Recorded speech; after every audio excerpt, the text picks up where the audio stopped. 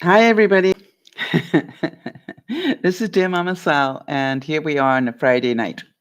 Welcome to everybody, and if you are new to the broadcast, a bigger welcome to you all. You are more than welcome to listen in or to join in. Just be aware that if you are new, I will probably ask you if I'm allowed to repeat what you comment on because you may not know that the broadcast will be repeated and go on replay and stay on YouTube. So sometimes I just want to make sure that you're aware that this is going out for more people than just the ones that might be in the room chatting at the time. So very big welcome to you all, and thank you all for your great support. Hi there, Jody. And the interesting thing is that this has been a really busy day for me, but also a great learning day for me, I must say. But I just want to touch on a couple of things. First of all, for those of you who may be old school and been around Dear Mama Sal for a long time, and remember M with the attitude, it's her birthday today, so happy birthday, M, in case you happen to hear it. And just in terms of a bit of follow-up, I've been trying to get hold of Tono, also known as Sherry, who went in for a heart operation. And I've sort of tried contacting her every way that I can. And I still haven't been able to find out whether she is okay, whether she got through the heart operation okay or not. So a little bit stressful, but I'm still praying for good things to happen there and that we will hear. Hi there, Shalina. Good to see you. The other thing is, I spoke to Lizzie this week, for those of you who know Lizzie, and she's hanging in there. She's having another X-ray done in September, a procedure done in September. And so let's keep her in our thoughts and prayers as well. On the good news side, it's been a difficult week for news generally this week, but I saw something this afternoon that touched me, and I thought some of you might not have seen it, but apparently Richard Gere was on vacation in Italy this week. And whilst he was there, he saw the newscast about the one ship that left Libya with a whole lot of people on board to to try and save those refugees, and Malta and somebody else both said no, they wouldn't take the refugees on board, and so they've been literally stuck with nowhere to go. And Richard Gere on vacation heard about this, and he phoned up, I think it's called Open Arms, which is a charitable organization that helps out in situations like this. And he just literally got hold of them and said, hey, how can I help? How about that? And the pictures I saw were of Richard Gere actually loading fruit onto the ship because they're running out of food. And I thought that we all could learn a lesson from that. Sometimes when we see something going on, we need to pick up the phone and say, how can I help? And it's not, this is how I can help. This is, what help do you need? Right? How can I help you? Not what I can do for you.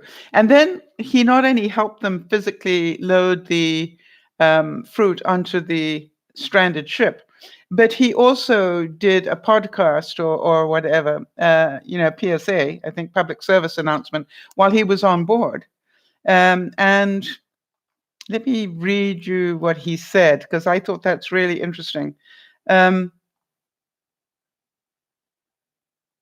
He said the most important thing for these people here is to be able to get to a free port, to get off the boat, and to land and start a new life, Gere said, urging the world to please support us here on Open Arms and help these people, our brothers and sisters. And, isn't that the truth? All right. They are on a boat that is hardly seaworthy. They are running out of food, and somebody needs to say yes. And I know that everybody's taking on more refugees than they want to, but life's difficult at the moment. So I don't know about you, but good for Richard Gere. I was very proud of the young man. Well, I know he's not young anymore, but I believe he's a new father again. I mean, quite recently, like within the last year. So amazing. The other thing I wanted to tell you is that you're never too old to learn. Something happened in the broadcast at lunchtime today. And I really want to thank Kimmy because Kimmy, in the midst of everything that was going on, just came out with a very straight sentence. And I remember saying, yes, but. And then I carried on and swung the whole thing around so that that it made sense. And, after I finished the broadcast, being who I am, I sat down and I thought about it for quite a while. Hi, Nyasha. And when I thought about it, I thought, you know something? Everything after yes, but was a justification about why I didn't do or didn't think the way Kimmy thought. And in that, I learned a great lesson. Whenever you hear yourself say yes, but, you are about to give an excuse, a justification, or something else. And the interesting thing was, when I replayed the whole thing back again, I went, she was 100% right. And it was just like, it was that simple. I could have saved myself an hour of time because she was right.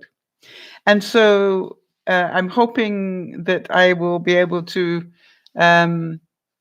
help other people see that when you start finding yourself saying yes, but, stop and go, wait a minute, let me see what I said yes to. All right, so Jody's saying, Jody's saying, how many of you have heard this one? I hurt you, but yeah. Right? I'm sorry I hurt you, but, and then they justify why they hurt you. I'm just thinking about that because it's really important that we understand this. And we've always said that no is a complete sentence. I'm beginning to think I've got to know that yes is too. All right? Because if I'd heard Kimmy and just said yes, because intellectually I knew she was correct, I could have saved a lot of time. Oh, no problem, Nyasha. I love it when people multitask. Funny enough, M, whose birthday it is today, used to do it all the time. Jody, I will forgive you almost anything. Now, I'm hoping that Beth comes in because Beth had a very difficult job to do today. She didn't have to, but she was going to work to actually fire somebody. And that, I want to tell you, is not an easy thing to do. If any of you who are on board at the moment have ever had to do that, you will know what I'm talking about. Firing somebody from a job is very difficult. I can remember when I first did it, I had been talking to one of the, mucky mucks in the company before I had to do it. And it was quite funny because I went and I did what I had to do. And I was talking to the same guy later and he said, boy, you know something? You've got sphericals, lady. And I go, what? And he said, you've really got sphericals. He said, I've never done that. And I said, well, you mean you've never fired anybody? And he said, no, never. And I said, wow. I said, but to be honest, I have a cheap way of doing it. And he said, what's that? I will say, I have enough reason here documented to fire you. You have, I will give you a choice to give me your resignation by the end of the day. Because to me, I don't, I understand that, somebody needs to get fired, but part of me goes, maybe you can learn a lesson from this. However, it's an interesting point because Beth was telling us that this particular person, it had to do with money. And I said, absolutely, they need to learn that lesson big time. And that's not something you can sort of sidestep at any time. So for those of you who missed the broadcast at lunchtime, we covered a lot of ground. I mean, I'm amazed when I think back on it, how much ground we covered. But we talked about judgment and, be careful when you judge people for things like, well, he lied. Well, yes, hello, so have I. And it was interesting because we really touched on a lot of different subjects as we were going through. Yeah, I was talking about the assault weapons thing, and if you just go, okay, people with mental illness can't have guns, and I'm going, wow, I wonder how many cops we'd have to lose. How many military people would need to put down their guns. And it was just like it went on forever. Um,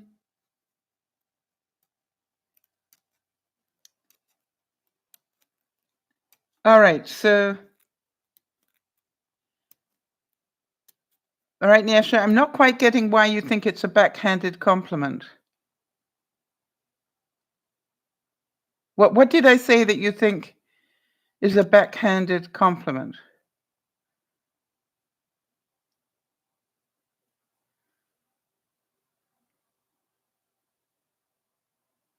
All right, let me know. Let me understand that better. Word it a different way, please. I'm not quite sure if it's something I said that you think is a backhanded compliment, and if so, what was it I said that made you think that? And I'm sorry I didn't get it on the first take. And if your boss said that she was sorry because it seemed like you were angry, it means that you were showing her anger. And that's called passive aggressive, but that's a whole nother story. Jody, let's let's do a broadcast about passive aggressive behaviors. That's a really good subject now that I think about it. All right, no problem. Let's get on with what we're doing for today. Today, I wanted to talk about lightening up our lives a bit, but really in terms of enlightening our lives a bit, because I really think it's been a very difficult week, with shootings and with everything else that's going on. Uh, I had an offer on my house that was way beyond below the price I had originally planned. I have got all sorts of conditions on it that make me a little bit jittery and all sorts of things. But, as I said at lunchtime, I showed the process I went through to deal with it all, and I accepted the offer. And part of what I was explaining was, and I was explaining that at lunchtime, how stressful the week was, and what did I do to get the stress balanced out into some sort of peace for me. And I'm pretty sure, between the two broadcasts, I had more of it. I finished the first broadcast knowing I, needed to do as much as I possibly could to tidy my house because it's being shown again tomorrow. Part of the deal that I did is, yes, I will accept your offer. But as the subjects have not come off, the things like I need to sell my house and an inspector has to come through and all sorts of things. Until such time as all the conditions have come off, I'm going to continue to show my house. And if I get a better offer, you will have 24 hours to match it or get out of Dodge. And so the interesting thing is that I'm got a showing again tomorrow. And so I was busy between the two broadcasts trying to tidy everything up. And my house was in quite a mess, especially my kitchen. And so, but the interesting thing for me was just as I've got, going, okay, the broadcast is finished. I've got the stuff lined up for tonight. Now let me go and start on the kitchen. And I went in, and then, I could hear my email going, and I went to have a look, and it's my realtor. And he's saying, well, he'd like me to write a list of this, and this, and, like immediately. And I wrote back and said, no, I got two broadcasts today and I need to get the house tidy for a showing. So I should be able to do that on Sunday. And magically, he made another plan. And I went, okay, good.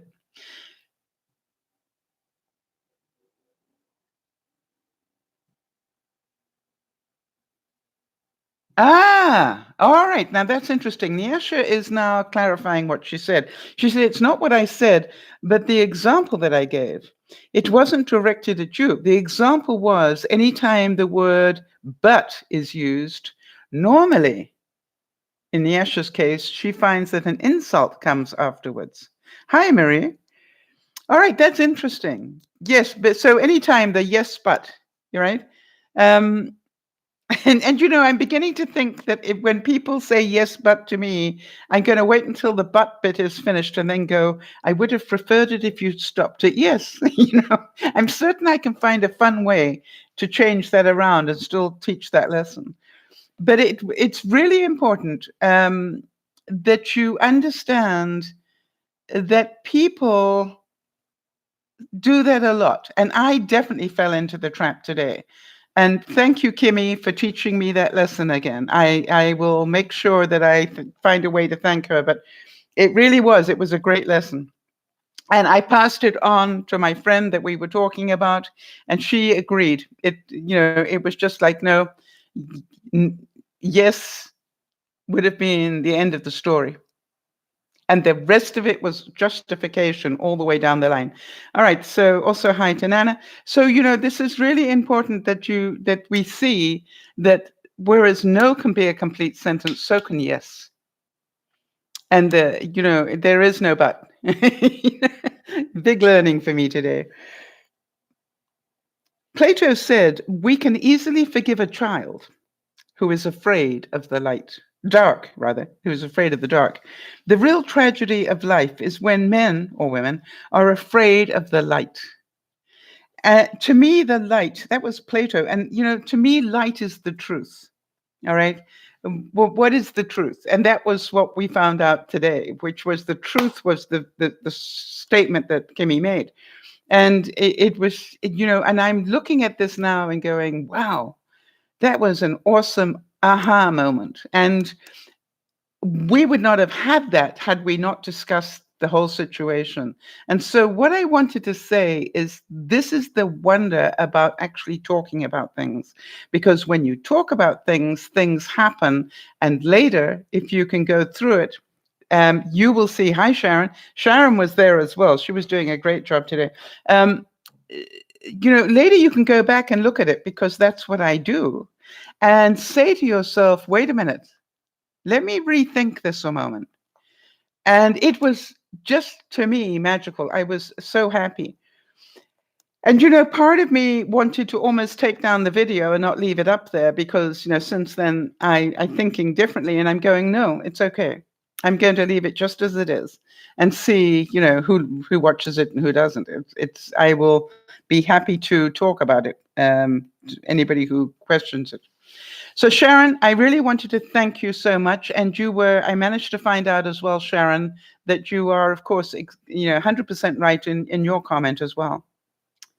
And, thank you for your input on that one. It wasn't just on the way that you said it, but absolutely it did have dollars attached to it, no doubt about it. And that's what the bugaboo has been all the way down the line.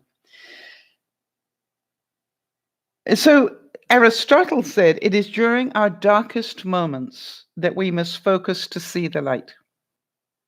I do believe that quite a few of you in the room have had some pretty dark moments in your life. And one of the things, Kimmy, I've just been giving you kudos. I don't know if you heard it.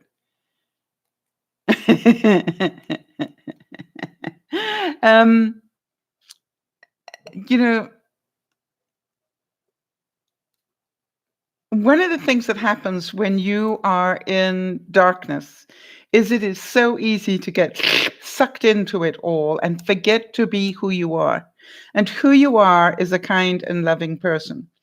And, when you can just go, whatever is going on in my life, can I stay true to who I am? And to me, that is the ultimate test. It is easy to be kind and decent and all those things when things are going well.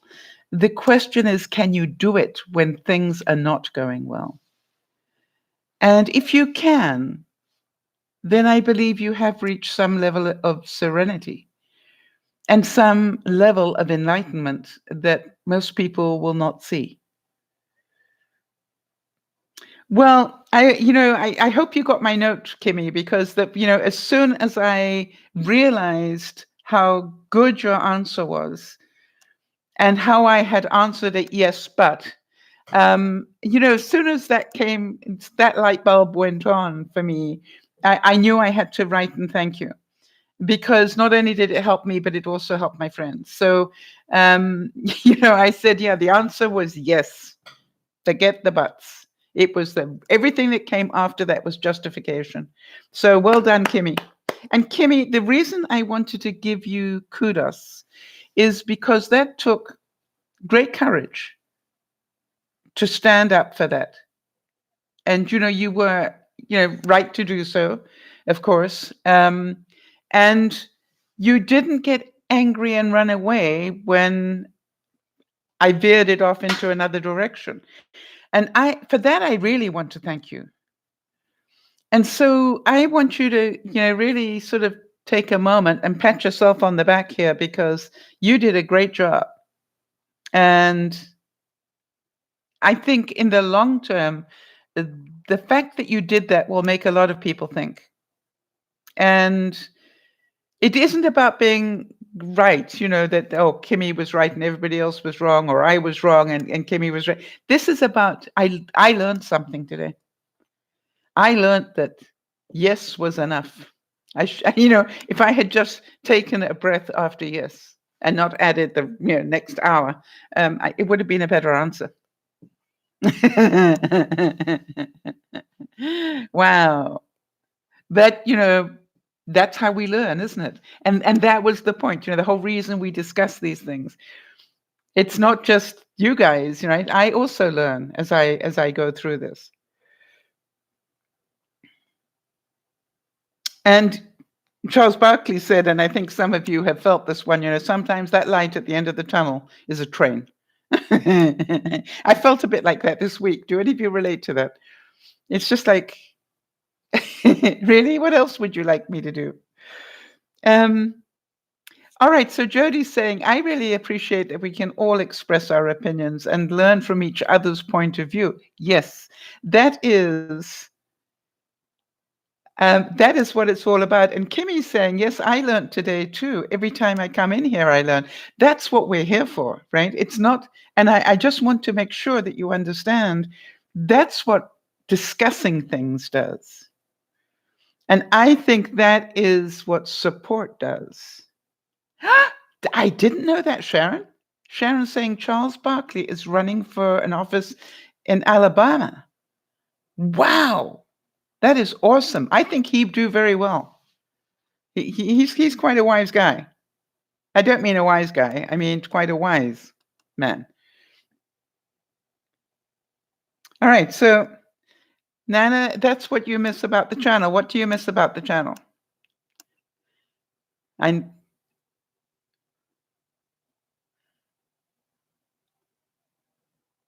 So, when we discuss these things, the open talk, well, we do it every time, Nana. Why do you miss it?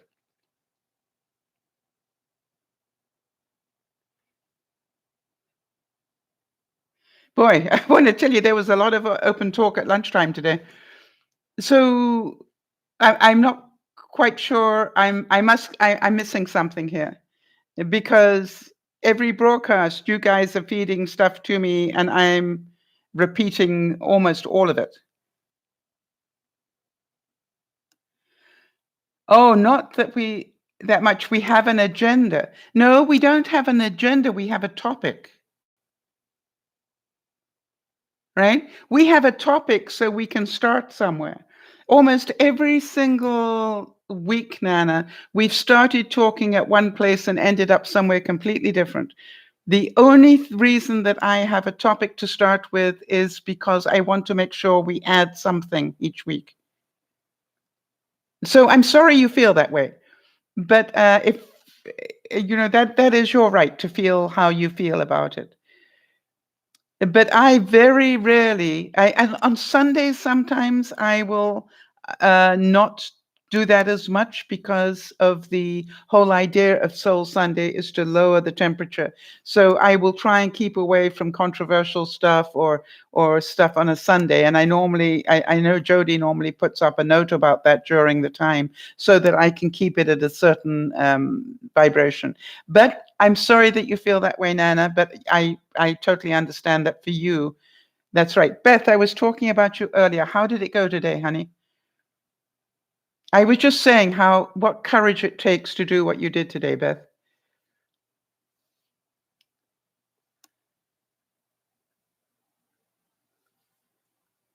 Wow, isn't it interesting, Kimmy, that you thought that you were being too forward by stating your truth? But you know something, because you were brave enough to state it, it helped me and it helped my friend. So, well done, Kimmy. I hope you're smiling because you did good. So, Beth, it was hard. Yes, it's always hard. Was there a lot of emotion attached to it, Beth, on the other side?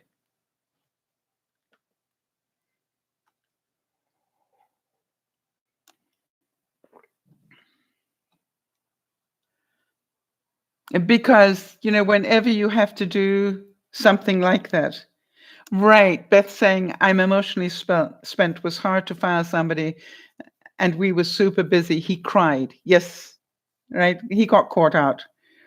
You know something though, Beth, what I want you to do is breathe. Not many people have the ability to do what you did. And yet again, you prove why you are management material. And, thank you, Jody, as well. Jody's also saying, Kimmy, I'm glad you felt that it was a safe place to express yourself. It was of benefit to the situation. Yeah. And I don't know about the rest of you, but sometimes I need to have a conversation and go away and think about it and go, now that I think about it, and then I think what shows character, if I can put it that way, what shows character is when you can go back and say, hey, I gave this some thought. And I now think differently. And that is part of what character is about. And the other thing is this, it's the same thing. Like Nana doesn't feel it's the same as it used to be. Well, life isn't the same as it used to be. And, it's strange that I'm hoping that the rest of you are still getting benefit. And I presume you must be getting benefit, otherwise you wouldn't be here. So I'm trying to work out why having a topic is a problem for you, Nana. I'm really trying to work out why is that an issue? Maybe because occasionally I say it's off topic, right? And I would only say that if we're deep into that particular thing at that moment. In other words, that you've come in the middle of something that we're trying to sort out. And then I might say, that's a little bit off topic. Just let me finish this. So, but anyway, you're entitled to your feelings and your view. And we love it that you're here anyway. In order for the light to shine so brightly, the darkness must be present. Do you understand? In order for light to be light, you must have a darkness to reflect it off. That's interesting. Nana's saying, I often come on with a problem and I feel I would interrupt. All right, so that's your feeling. All right? So do you have one tonight? Do you have a problem tonight that you'd like to discuss?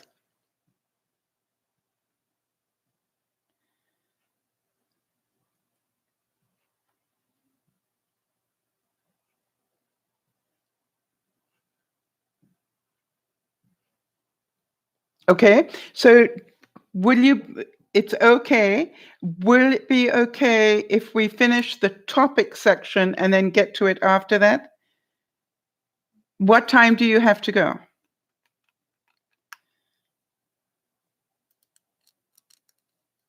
All right, Marie, yes. And I thank you for that. Marie is saying, I find benefit in the cast as some days the topics really relate to what I'm experiencing. And in general, it's great to have a group of people to turn to when I'm going through something and I need help. I'm glad to hear that.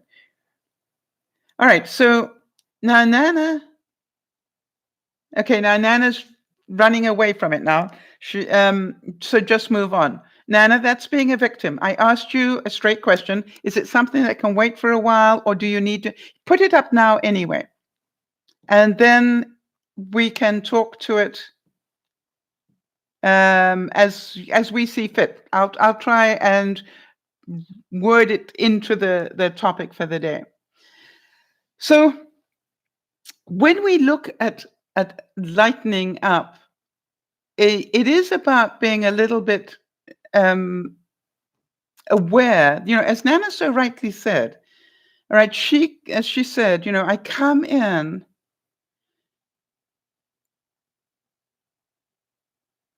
and I with a problem, and I feel I would interrupt. Nana, what I find really interesting is that you, above all people, just about, other than maybe Jody, have more ways of getting hold of me than anybody. And so therefore, if ever you have a problem, you can get hold of me almost 24/7.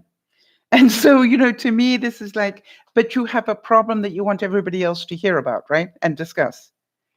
So why don't you, I'm going to shut up for a while, and why don't you, well, I'm going to keep talking until you've typed out what the problem is. And then let's see what we can do with it to help you. Beth, I want to go back to what you had to do today. All right? Because that really was so very difficult. And it's difficult to lighten your soul when you've had to do something like that. Beth is saying, if I have an issue, I sneak in to see if anyone thinks it might be an issue that needs to be addressed fast or can wait. Yes. And that's the whole thing. That's why I'm saying if Nana can give me what the issue is, I'll be able to work out how to best address it. Either immediately or maybe as a separate blog or maybe as a separate broadcast, if it's a bigger issue. And I really want to thank you all, because when you've done that, Nyasha's done that, and, a couple of you have done that. You've started to talk about stuff, and I go, wow, that's important enough that we need to put that in a separate video.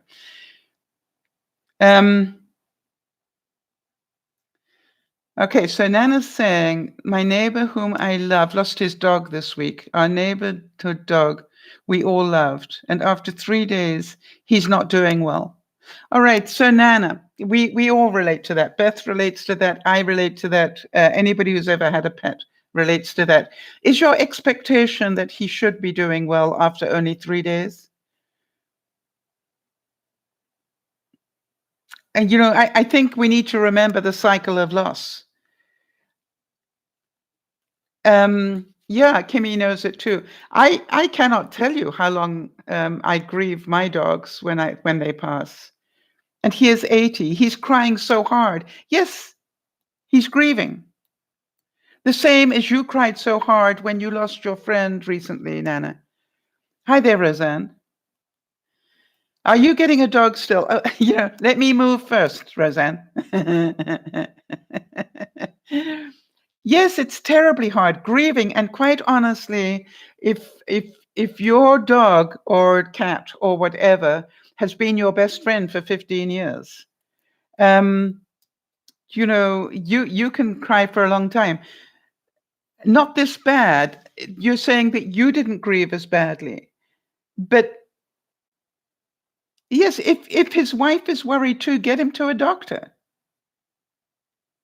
All right. But everybody grieves in a different way. There's no right way to grieve. Sometimes, the crying will stop him having a heart attack. All right. So what I'm saying to you is, it is you're concerned about his well-being as his wife. So if you're that concerned, get him to a doctor. All right. Even if he doesn't think he needs it. You might end up, saying to the doctor, look, we just need a mental health check here or a check here because, his dog has died and he's really upset, but he's been, crying almost nonstop. Don't say he's been crying too much because that's your judgment again. All right. Maybe he hasn't cried in 50 years. Maybe it is his time to cry. Yeah, Maria's saying she lost her first dog back in January, and I still miss her every day. I think we all know that I still miss Bean Bean every day and Bud before him. And I know Nana, I'm sure, every now and then still misses little Joe. And I am certain, Beth, that you will miss Peanut forever. So, Nana, what I need you to be careful of is this whole situation where we judge what is the right sort of grieving. I would be more concerned if he were not that upset in some ways. Do any of you relate to what I'm saying?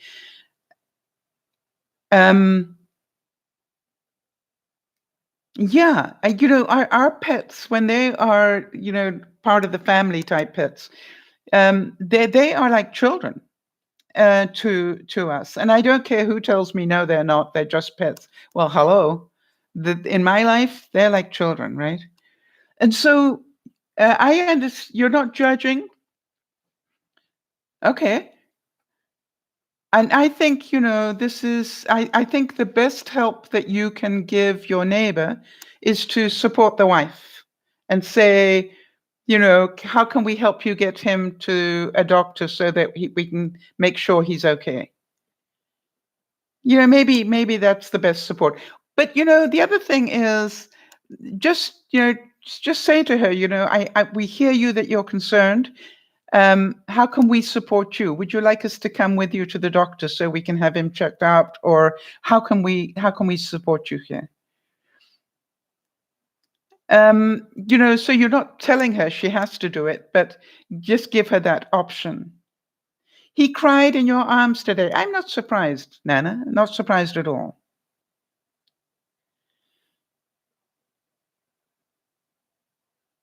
So, right, well done, Beth. Beth's saying she did donate Peanut's bed to this Humane Society, but you kept his favorite toy and blanket. Okay, I understand that totally. Beth, Bean Bean's been gone, 5 years? I still have his toys here. Whenever a dog comes to visit, I will donate one. I'll put all Bean Bean's toys on the floor or a handful of them. And if the dog picks one out, I'll let him go home with it. It's just like, okay, you like that toy. Bean Bean did too. Well, there you go. All right. And so Nana's saying she wasn't that concerned until the wife mentioned it. And so therefore, that's human nature as well. So I that's why I would support the wife as best you can. All right. And Nana's saying that Rick, her husband, hid a little Joe's favorite toys. And she found them when you moved. Yes. Do you still have them, Nana?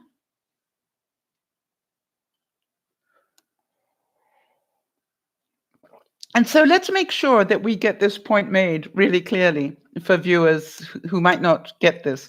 If you've got an issue when you come on that you need to be discussed at some level, let me know so I can look at it and decide, have I got the ability to be able to handle it right now? If it's a quick subject, or is it something I need more time to think about and do a special vlog on or whatever? So I think it's really important that you guys know if you've got an issue and you don't tell me what it is, then I cannot make that judgment, right? Nor can I help you. I cannot help if I don't know. Plus, you all have my email address, DearMamaSal@gmail.com. And you know that you are all more than welcome to write to me and tell me what is going on. Erin's saying, hey guys, I lost Rocky about, some months ago now. And I still cry all the time. And I wasn't even with him when he died. It was very quiet. Everyone deals with it differently and in a different time. Absolutely. So, Erin, that's why I'm saying, why would a man continue to cry over the loss of his dog. I think it could be, and this is what I understand from psychology, I totally understand that the dog dying could have been a trigger for the man to release a lot of other pent-up sadness. And that happens sometimes. Have you ever happened where you thought you were coping quite well, and then one person says the wrong thing and you just erupt? Maybe I'm the only one that's ever done that. And what it is you've managed to store everything and put it back in the back of your mind, and then this one person gets up your nose and you just go, what happened? And this person's going, wow, what happened? Well, it isn't what that person said. It was, if you like, I call it my tolerance box. I've got a tolerance box in my head, and I put stuff in there that I can, take control of, and I just throw it in the tolerance box. But every now and then, like this week, my tolerance box gets full. So you start throwing stuff at me when my tolerance box is full. Yeah. So I hope some of you can relate to that. And it could be the same. Maybe he's got a sadness box and he's been throwing stuff in there, going, big men don't cry and they don't get upset. And maybe he's got a lot of stuff that was in there, Nana. And the passing of the puppy just gave him permission to cry. And he's not just crying for the puppy. He's crying for all the other sadnesses he had in his sadness box. That would be my sense. All right. You see, Nana's saying that thanks for listening. I did try an email, but I didn't have the words. Well, that happens sometimes. So I'm glad we've been able to help. Yes, Beth is saying, I would have hidden my emotions of my loss a year ago, but I can now openly cry, and it's okay. I cried at work, but felt better after I cried. Yes, you see, being vulnerable doesn't mean you're some sort of a loser. How many of you are beginning to realize that? Being the human being you are is the best human being you can be. All right? And we were talking today about perfection, a lot. And it's just like, the most consistent I can be is being who I am. I was actually talking to Benji about something yesterday or the day before. And what I said to him was, I think the biggest mistake a lot of people on that broadcast make is they start off being somebody they're not. And then they get caught up because they can't keep up that pantomime, if you like. Whereas, my recommendation to anybody who's going to do this is just start by being who you are. All right. And if you can be who you are all the time, you're in a much safer place. How many of you know that you really enjoy it, right? When my little kid gets excited, and I've had a few things that have excited me this week, right? That you like it when I do my experiments and so. Oh, I've got it. Would you like your tip for the day, people? Now, some of you will have worked this one out already, but I just have to tell you, I was so excited when I worked it out and it worked. So anybody like a tip for the day? Boom, boom, boom, boom, boom, boom, boom. Give me permission. All right. So Erin's saying that's why people do not cry over anything until something really dramatic happens to them. Yeah.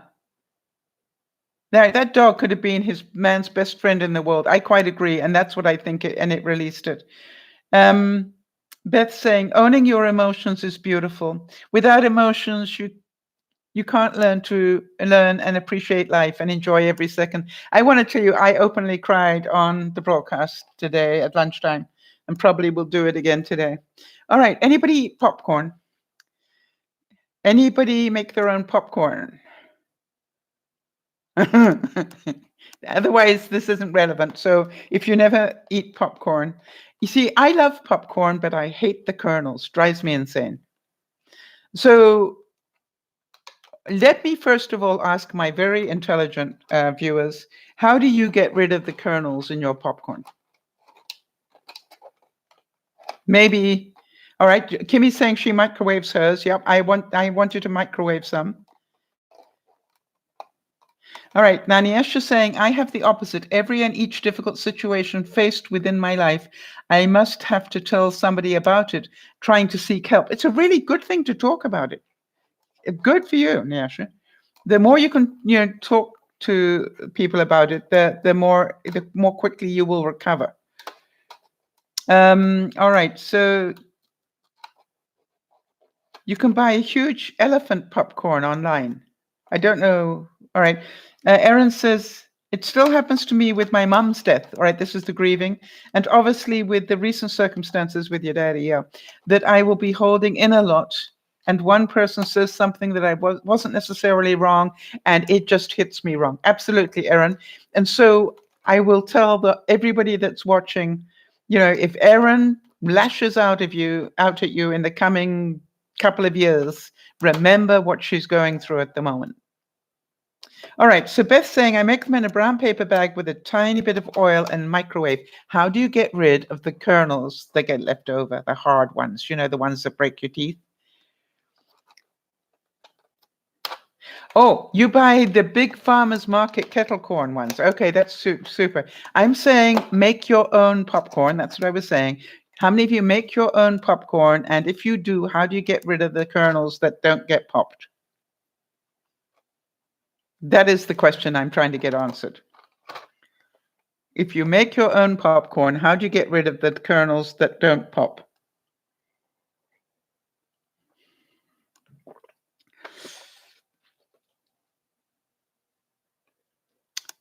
Okay, let me show you what I did. I put my popcorn, after I popped it. Okay, you buy yours pre-cooked. All right, Nana, I understand that you can do that. It's possible to do. All right. So here's the thing.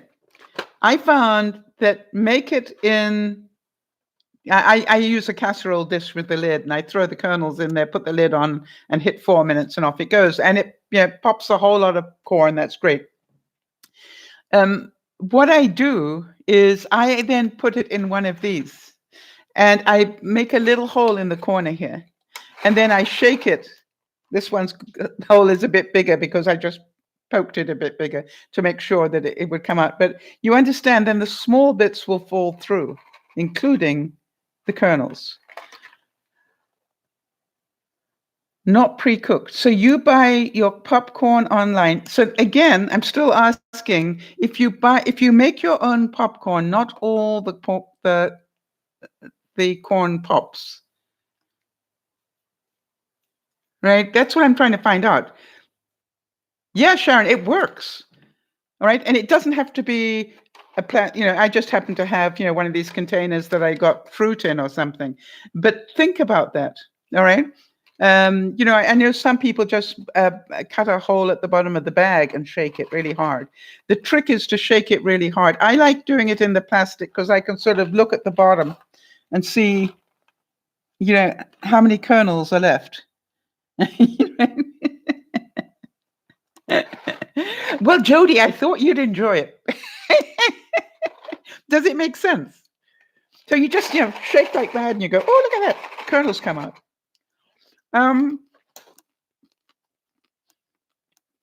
So it worked. I was talking about lightening up a bit, but I knew with all the stress that was going on in my life,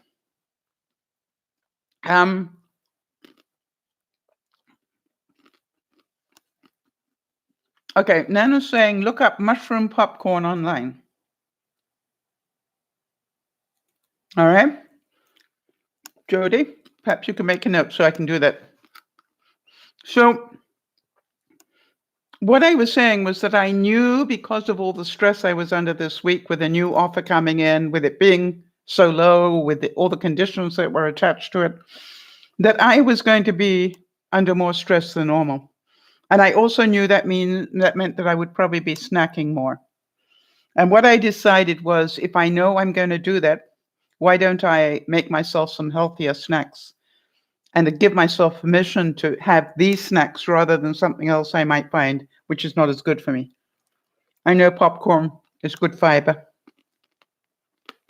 By the way, I actually also threw in some bits of caramel corn in between. Probably one bit of caramel corn for every 20 healthy corn. It's just like, yeah, I can do this, and then I chopped up little bits of dried fruit and threw that in there as well. No butter. No, did not put any butter in there.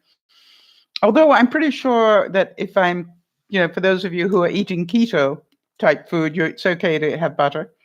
But I actually don't use butter a lot anymore. But I can eat it. I can eat it without butter on it. Yeah, she did say elephant popcorn at the beginning, so maybe they are the same thing. So anyway, I thought I'd just share that in case it helps any of you. Jody, I hope it gave you a smile, and if so, mission accomplished. I always have this challenge every day. It is my goal every day to make sure I can get a smile out of Jody.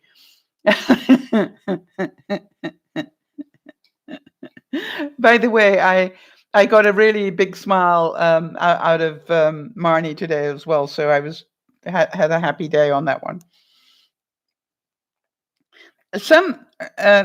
Madeline Engel said, maybe you have to know darkness before you can appreciate the light.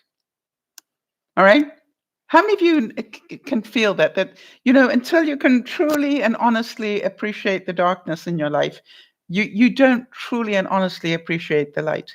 You sort of live in a limbo. When you can, I can't remember who said that they are equally important in your life. The good and the bad are equally important to know your serenity. The most important thing is, can you stay the same regardless of whether they're the good things going on or the bad ones? If so, then you have found that balance. Yes, Beth uses Parmesan cheese on her popcorn. I forgot about that, and I will add that into my mix. Now, Beth is very stealth, as Jody would say, in terms of eating. And by the way, how many of you know I dropped popcorn on my halfway clean floor? So, and anything else that you put on it, Beth? Anybody else got magical stuff that they put on popcorn that is not too bad for you?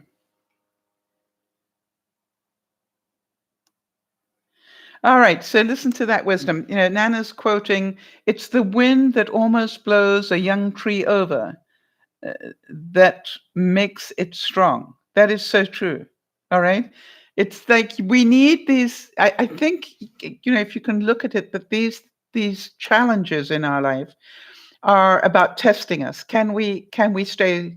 Can we bend with the wind like a willow tree?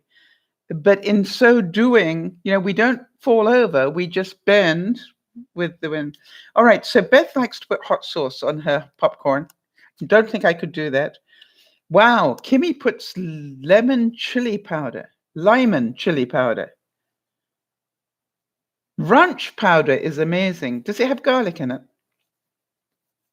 I never thought about that. I don't think I've ever seen ranch powder. I would like to know, Jody. I call Jody Dr. Jody. Dr. Jody, the powdered butter, do you know of what I speak? Beth would probably know as well. That powdered butter stuff, is that bad stuff or is that not bad stuff?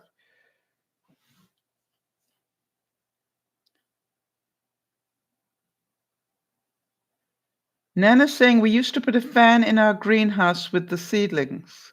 Oh, interesting, to make them stronger. Kimmy's adding, boy, you have to be willing to listen on all levels during the broadcast, right? All right, so that's an interesting thing that Nana said they used to put a fan in. Also, it would stop the condensation to some degree. So that's good. That's a very interesting thing. Beth saying ranch powder is amazing. Good. Hidden Valley ranch powder is what Kimmy's adding to this. Wow. All right. So put a fan in your greenhouse for your seedlings to learn to stand strong against not too strong, but just enough, right? All right, so Jody's telling me about the butter powder. Yes, I know of it. It's chemical crud for the most part, or used to be. I'll see if it's improved. That's what I thought, that it was chemical crud, which is why I asked the question. And you see, Dr. Jody, I thought Beth might know as well, because she seems to be so up on it. And by the way, Beth, I thought of you today. I mean, other than the fact that actually yesterday I thought of you as well. Yesterday I went shopping to get some stuff, and I'm looking in the store at whole milk, 2%, and skim milk. And I know I use skim milk powder for my coffee. And I went, why do I do that? Beth keeps telling me it's okay to have whole milk. And I'm going, maybe I'll treat myself to a whole milk latte every now and then. And it really doesn't do the job well, Beth. It doesn't do the latte nearly as well as the skim milk powder. That's what I discovered. But it tasted really nice. All right, Nana's saying she uses 1%. All right, I tried 1%, but I didn't find it worked well in my frothing machine. I find that word so difficult to say. All right, Beth is saying, MamaSal on my shoulder, MamaSal on my shoulder giving me advice is like the fan on the seedlings to make them strong. She helped me see that I can be strong. Oh, and you are, Beth.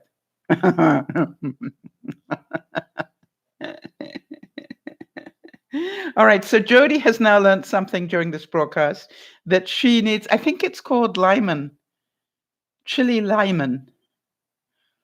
Yeah, it does sound pretty good, doesn't it? And Nana doesn't drink coffee.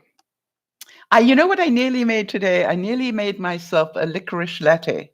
In other words, I've got licorice tea, and I thought, I wonder what would happen if I mix that in with the skim milk powder and then just made the whole lot full of froth. I think it's the froth that I like, and I thought I really should try that. Why not? Live dangerously, right? May your feet ever walk in the light of two suns, and may the moon shadow never fall on you. Yes, very poetic, isn't it? There are two kinds of light: the glow that illuminates and the glare that obstructs. One of the things that you learn as a performer is that there is an expression, and it says never read your own press. What that means is don't just listen to the good stuff about your performance. All right, don't just read your own press or your best friend, who will always support you regardless of what's going on. One of the things to stay in balance is that you need to hear the negative side, because it's important. But what I learned as a performer, if one person is saying this is really just their opinion. And if everybody else is more than happy with what you're doing, then this is just one person's opinion. However, if 90% of the people have the same opinion negatively, maybe you want to listen to that one. Does that make sense? It's like one person who doesn't like what you're doing or doesn't like you or what were your views or whatever, that's fine. That's just an opinion. But if everybody in the room doesn't like it, then you need to change what you're doing. And it's a really important thing to know what you want to be known for. And I think that's also very important for everybody, right? Beth, since you have started to be more vulnerably honest, by allowing yourself to be vulnerable, do you feel lighter? Even though it's brought you a completely different life in many ways, right? It's brought you more responsibility. It's brought you huge learning curves and all sorts of things going on. It's you've actually given your daughter freedom to actually grow a bit, and all those sort of things. And I was just wondering whether you're feeling lighter because of that you're trusting other people can survive without you. Nana's saying she feels lighter with age as she gets older. Yes, I think I think that's a very interesting part, Nana. All right, Kimmy is adding that chili powder stuff is called class, CLASS chili powder seasoning. So, because I think that as we grow, and all that we're doing here is to all trying to grow a little at our own speed, right? We didn't start at the same place.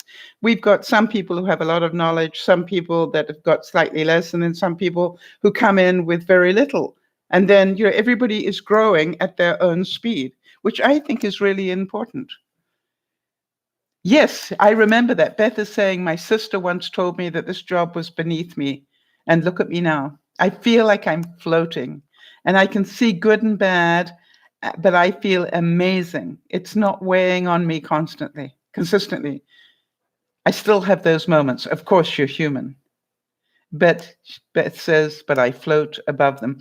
You see, that's the feeling I get, Beth. You see, I think it would be fair to say that you are in control of your life. All right? You're not victim to it. You are controlling it now. You've made some really tough decisions in the last year, about things at work that really told me everything I already knew, that you were going to end up a manager, whether you wanted to be or not. It was just like, yeah, when you, that's one thing I always used to say to people, if you want to get promoted, start acting like the person you want to be, start acting the way the person in that position needs to act. Start being overly responsible for things. People notice that. And Nana's saying, it scares me how Trump and a lot of people are calling it mental illness. Or after the shooting. Yes, I discussed that at lunchtime today.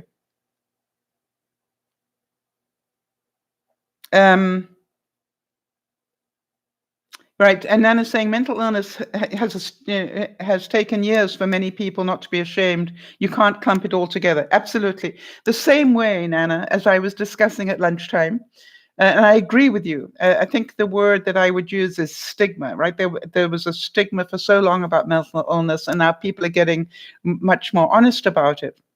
But the truth of it was, I was also talking about the thing that everybody says, well, people with mental illness shouldn't be allowed to be near guns. And I'm going, well, what are you going to do about all the guys that came back from Vietnam? What are you going to do about all the guys that were at 9/11? They're all mentally damaged to a very large degree, some of them. Are you going to tell them they're not allowed to have a gun anymore? So, it's not as easy as we think, right? Yeah, Jody's saying, Beth, yeah, look at you now.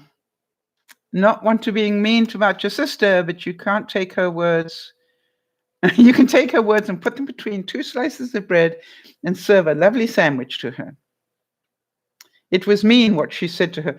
But Jody, here's my question to you. Is it possible at some level that Beth's sister was actually trying to protect Beth? You see, that's the thing I'm beginning to really see at a different level. At some level, she probably was saying, hey, Beth, that's a loser job. You don't want to be taking that one. But that's because she didn't know that Beth was not going to act like a loser. All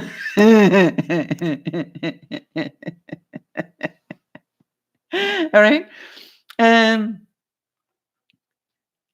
Yes. So Beth says, that's why I feel like I'm floating, because I can control my feelings and how I choose to be negative or positive. I can't choose how she is. Yes, you can only control yourself.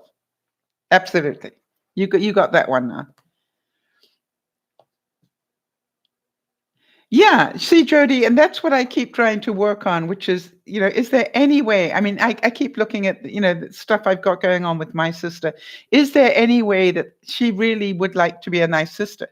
I think so. It just doesn't work very well because she cannot see how controlling she is. That doesn't work for me, right? And it's so funny because that's okay. That's what it is. Erin's saying, my dad says the same thing, that a lot of stuff just doesn't matter anymore as you get older. I need to figure out what is important and what not to waste energy on. Absolutely. Absolutely, Erin. And, Erin, I would like to say that I think you got a pretty good handle on it, honey. Yeah, really, I have to say, from my knowledge of you, you've got a pretty good handle on what's important and what isn't. Now, I also know, because occasionally I have heard that you have the ability to blow every now and then. All right. Hello, welcome to humanity. And it's like, I'm sure that when you blow, that you are not happy with yourself. When you replay it all and you think, part of you can justify why you blew, but I know you well enough to know that you actually process things very well. And so I think it's really important that you give yourself more credit than you're giving yourself some days. I think with all that you struggle with on a daily basis, Erin, you are doing an awesome job. And I'm certain your daddy is very proud of the job that you have done, especially now coping with what's going on for you. All right. So Kimmy's saying, I want to know why all these people see the shooters are sick. And then after they say they knew about them and they knew that they were sick. Yeah, that's pretty scary, isn't it, Kimmy? Why did you not do something about it earlier? And did you hear about the mother that actually did phone the police about her son? Oh, how about the guy that walked into Walmart somewhere else? I don't know where he did it, in full camouflage gear and looked like he'd got bulletproof vest on and everything, and he walked into a Walmart like that. I mean, you're going, what was he trying for? Suicide by cop? Luckily, they stopped him and didn't kill him, but it's just like, seriously? The one thing I do know about the safest place to be shopping these days is probably a Walmart. I've got to say that, because I am pretty sure that they are in such high alert now, it's not even funny. Yeah, I agree with you. Jody's saying, Erin, you're one of the people I look up to when I need strength. You are a very level-headed person and strong. Yep. All right, so Nana's saying, like, how do you choose the word sick? These people need help and they didn't get it. Yes. I that is, but they're still sick. If you have cancer and you didn't get help, you still had cancer, Nana. So they are still sick. I believe mental health is a sickness. I don't believe it's something you choose. It is a sickness. So it is a sickness. It's a disease.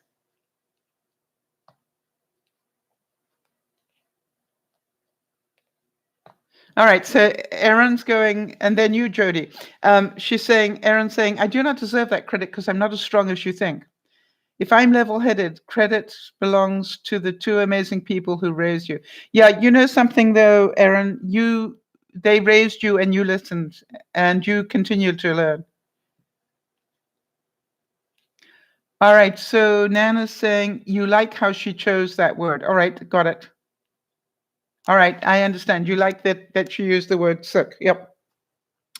So, because it is a sickness, right? None of us choose to be mentally ill. It's not a choice, right? It's very sad. And can you imagine being a mother and the mother phoned the police and said, my son has got an assault weapon and he doesn't know anything about guns or how to use an assault weapon. What is he doing with an assault weapon? And you go, she was scared enough to phone the police. And the police said, how old is he? And she said, he's 21 or whatever it is. And they said, there's not much we can do about that. He has the right to buy a gun. That's where the error is, right? Exactly, Nana. He was legally allowed in the States, legally allowed to have a military weapon, a mass murder weapon. Scary. That's what's wrong. It's the fact that you're allowed to have a military killing machine in your hands. I don't have a problem with, going, I don't have it. Funny enough, I don't, if you really want to get your jollies using one of those, I think you should need to go to a shooting range and, do it under supervision. I don't think they should be available left, right, and center. But that's just my view. And that's why I live in Canada. Yes, Nana, I'm inclined to agree with you. The police could have done a better job of maybe doing a health check, what they call it, a welfare check on somebody, where you just, maybe have him assessed and see why did he buy the gun. But if you're legally allowed to buy it, what right do they have to go and check why he bought it? Beth's saying in her state, you don't even need a license to carry a concealed weapon. Yeah, so you see, and in my country, you don't get to carry guns. It's quite simple. And remember what happened? Where was it? In New Zealand, right? Mass shooting. That's it. No more assault weapons allowed. Done.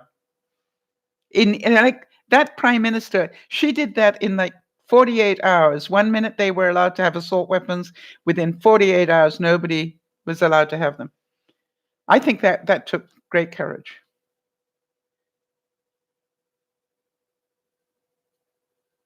All right. And so Nana's saying, you can ask a lot of people what he was doing. Look at his Facebook page. Now, that's an interesting thing. Did any of you query, I wonder, because I did, why did they want to say that mass shootings was a federal offense rather than a normal murder thing? And why did they want to say it was domestic terrorism rather than just murder? Did any of you wonder about that?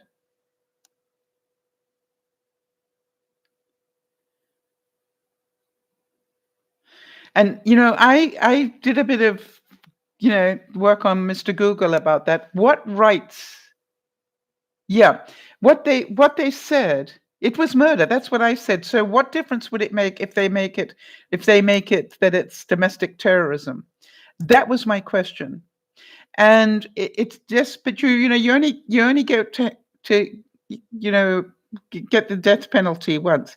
I think the difference is what they can do if they suspect you of domestic terrorism. I think what's important is that if they suspect somebody could be dangerous in that way, then they can surveil you in a different way. They can, the FBI can get involved in different ways. All right. And I think that's part of why they want to get it recategorized away from just mass shootings into domestic terrorism. Because the same way as they can treat terrorists differently from your average person. All right. And I think that is where they're trying to make a quick change so that they have got more ability to deal with this sort of stuff, which I think is a good move. It's a good move unless it happens to be your son or daughter that suddenly gets, they can track them better. Exactly. And when a red flag goes up, I think that should automatically go to the FBI. Like that call that came in about my son with an assault weapon, that to me, that call should have gone straight to the FBI. Check out on this one. Erin's saying, it really disgusts me that they're not. All right. And then services for the mental health aren't anybody's services being cut. Yes. All right. So yes, you complain that we need more help for the mentally ill, and yet they're cutting mental health services. Yeah, go figure that one, Erin. I quite agree with you. And I just don't think that you should be able to get military-style weapons. I think they just need to say, okay, you can carry a gun. All right, Beth carries a gun. You can carry a gun. That's your Second Amendment right. You can't carry a weapon of mass destruction.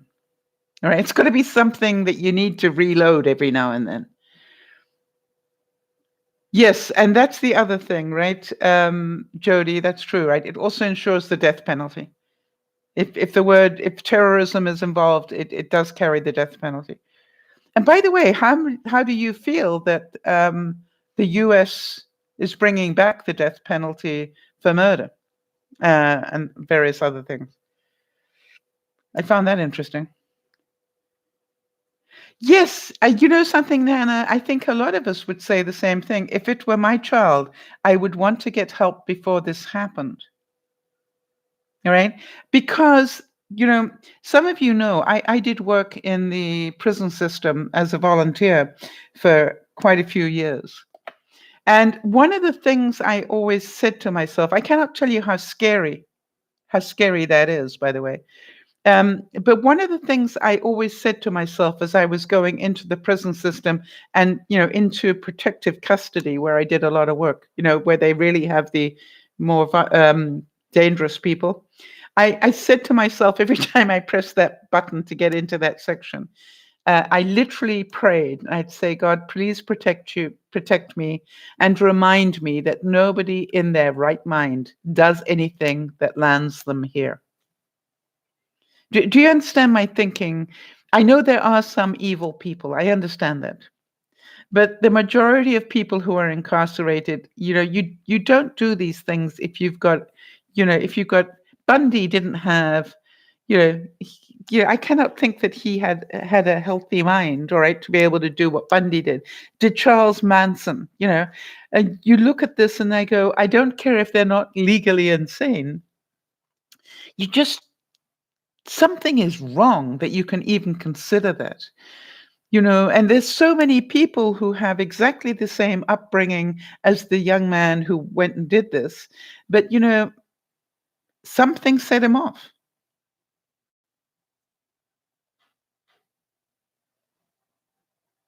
Right. And Kimmy's saying, I would tell everybody if I knew a person was not right and talking about killing people. Yes, and he already had a hit list, that guy. He had a hit list and a rape list. Like, why didn't the school contact the FBI? All right.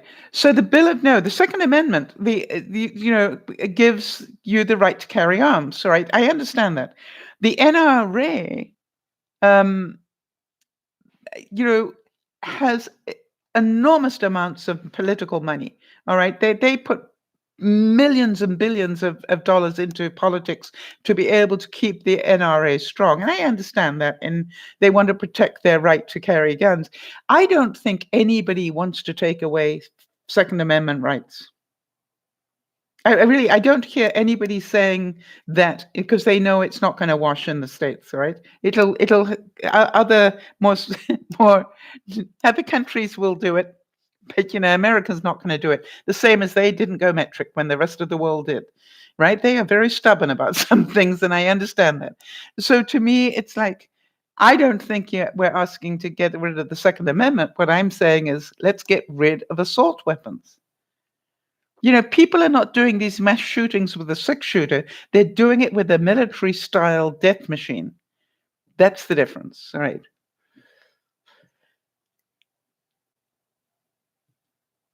It's a all right. So Aaron is adding it's a federal offense because of the number of people they kill or injure. Yes. And you know, if the only way that they can kill that many people in seconds is with a mass destruction gun, then let's take those away.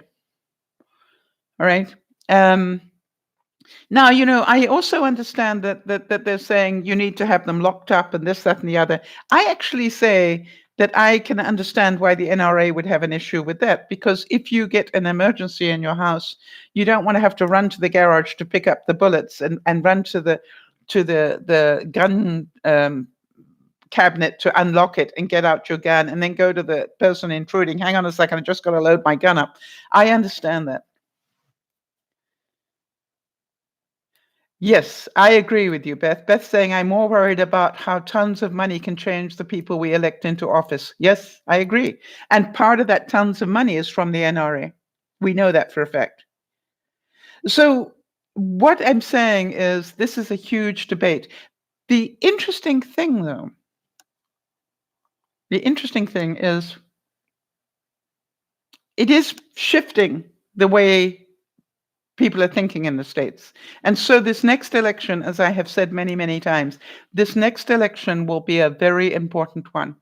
I heard President Trump say that he agreed um, to some of the gun restrictions they were talking about. And then the next day, David Duke, whatever. No, who's the new guy? Not David Duke. Perrier. Uh, it's a French name. Lapierre, is it? Lapierre, maybe? Anyway, the new NRA guy, the next day he said, you might want to change it, but your voters don't want you to. And I thought that's a big bullhorn to Trump. Do not touch anything to do with guns, otherwise you will lose our vote. That was huge. I don't know if you guys saw that. Trump actually said he agrees. And then literally within hours, the NRA came out and said, you may think that, President Trump, but your voters don't. In other words, you want our vote? Change your thinking. So that's what I'm saying. There's an awful lot of money coming from that lobby group. And so I think, with all due respect, I think you could end up with 3 parties of government any minute now. It'd be very interesting to see what happens. All right, so Beth is saying tons of money is from popular corporate companies. Most of food and cleaning supplies are made from companies that give millions and millions to the government. Yes, the lobby factor is huge. And, the decisions are made, based on that to a large degree. I totally get it. And I think it's wrong as well. And I think that's what Bernie Sanders has been saying. I think that's what Elizabeth Warren has been saying as well. That this shouldn't be allowed. What I do know is this. Now, I got to ask you guys, because I'm interested to hear your feedback. What do you think about California saying you cannot get onto our ballot if you don't release your tax returns? Nobody is allowed to be on the ballot in California unless they have willingly given their tax returns for scrutiny. How do you guys feel about that? There's a nice light subject for you. And all right, so Beth is saying, I see why people want to live off the grid and in the wilderness. Yes, they want to control their lives their way. They don't want to be controlled by anybody else. Yeah.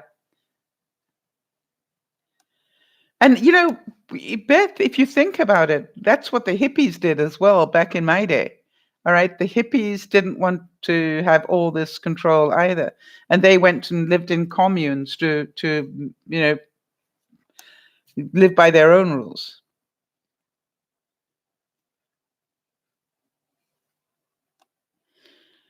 Well, Nana's saying that, right? If you don't want to release your tax returns, then you're hiding something. Well, yeah, I think we all know that. That's good. Yeah, exactly.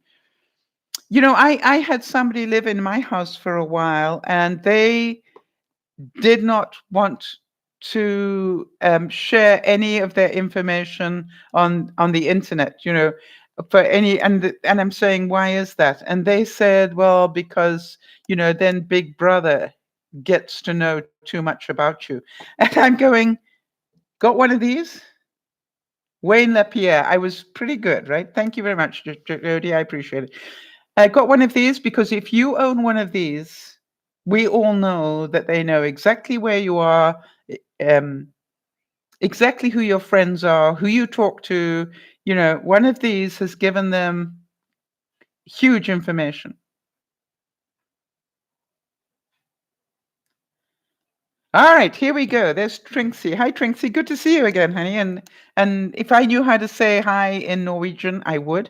All right, so in Norway, nobody is allowed to carry guns, and we have an extremely low murder rate. Yeah, exactly. All right. So here's my point. If you want to live off grid, don't live off grid with one of these. Right? Don't have a car with GPS in it. See, so all these things are like, if we live in today's society, then we live by today's technology. And today's technology gives people far more access to what you're up to. So when this person told me that, I said, why would I mind? Why would I mind, that they know this, that, and the other? All right, I'm not a perfect person. I know that. They already know that. But I'm not an evil, nasty person. Beth is saying, next stop, they'll ask for our medical records. Yeah. And then they require some sort of device to be put inside us for GPS tracking. They don't need to. They don't need to. If you got one of these, they can track you wherever. But you know something, Beth? I have a friend of mine who 15 years ago, I would think at least 15 years ago, had a chip put in his own hand because what he did was he hated keys. And so he was a techno genius, and he had a chip put into his hand so he could walk up to his car and just go boom, like this at his car, and it would automatically open his car, and he could go to his front door and just go like this, and it would open his front door. You see, he loved technology, and he saw the good it could do. So I want to tell you, they don't need to put a chip inside us. How many of you've got a credit card with a chip on it? I haven't got my credit card here. Any of you got a credit card with a chip on it?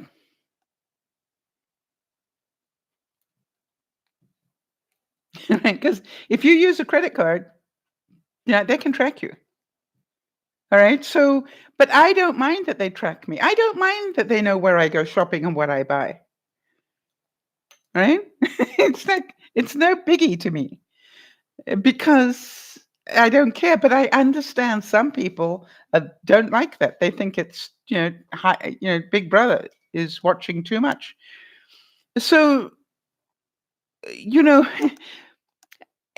what do you think about somewhere like in London? Almost every street corner has got a camera on it. I mean, it's amazing how much surveillance they have.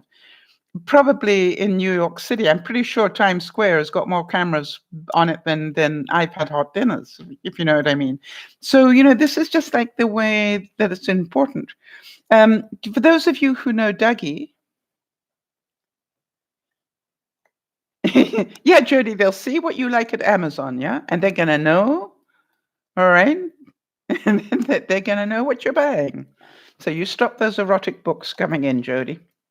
This is the whole thing. This is like, really, you got to look at it and get a sense of humor, right? I'm going, really, do I care that they know what I'm buying? They're probably going, why on earth does she keep buying these weird things? All right? Beth's saying, I don't mind that they know how many times I poop. It's just the beginning. No telling what's going to happen in the future. Exactly. I agree with you, Beth. Anybody who says I don't want it to happen, then get rid of. How many of you are pretty sure that the modern day televisions have got trackers in them as well? Part of the whole argument about Huawei, is it Huawei, the Chinese company, technical, that makes these things? I think it's pronounced Weihe or Huawei. Funny name. Well, funny to me. The reason that they had an issue there was because they found out that their phones all had tracking. Yeah, I know how it's spelled. I just don't know how it's pronounced. Good. Thank you, Jody. 100% that the smart TVs are all got trackers. All right. So I'd be more worried about that. How many of you are going, I wonder if they listen to me snore at night?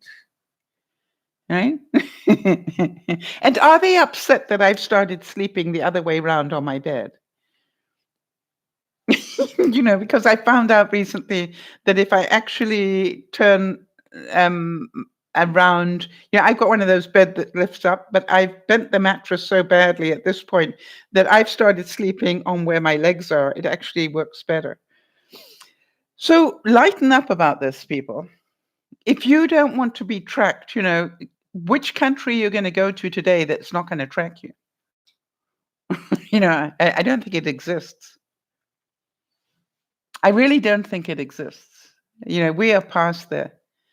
Oh, yes, Alexa. For those of you who've got Alexa, Alexa is a really good spy, right?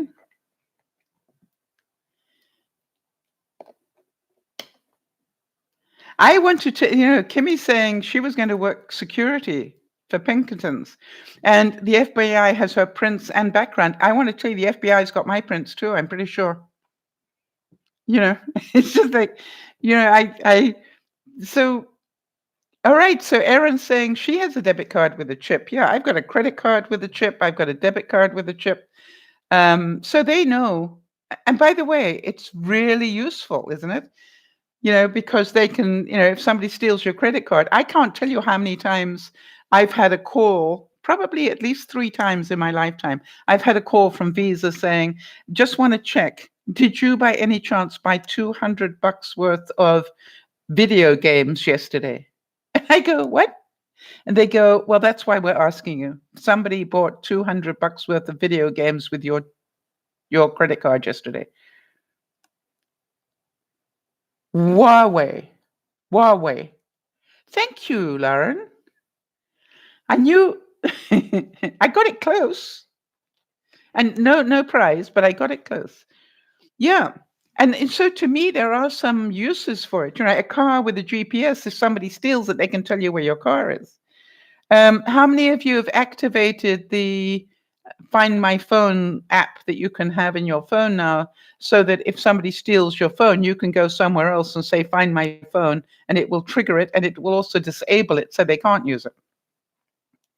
Except for it can find it. All right. So, to me, Huawei. How am I going to? Huawei. Huawei. All right. I can. Oh, I don't know what I did there. Okay.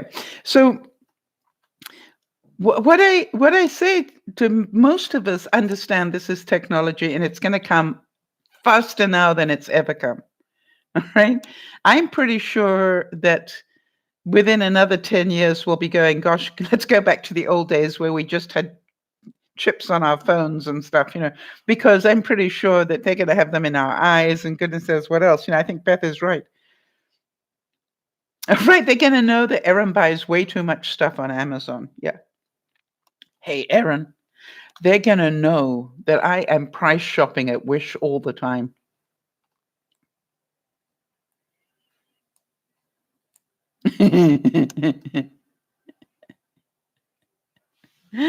All right, so Trinksy is saying that she does not have the location activated on her phone. I have it only activated to find the phone. In other words, if you're on Facebook, you can't see it. If you're on any of the other apps, I think the only time it tells you where it is if you are logged into that program that will find it. I think that is correct. I'm pretty sure that's correct. I had somebody send me, one of my viewers send me a comment one day, and it told me exactly where they lived. And I wrote to them privately. I didn't do it online. I wrote to them privately and I said, do you know that you've got the location showing up whenever you send me a Facebook message? I know exactly where you live, to the street.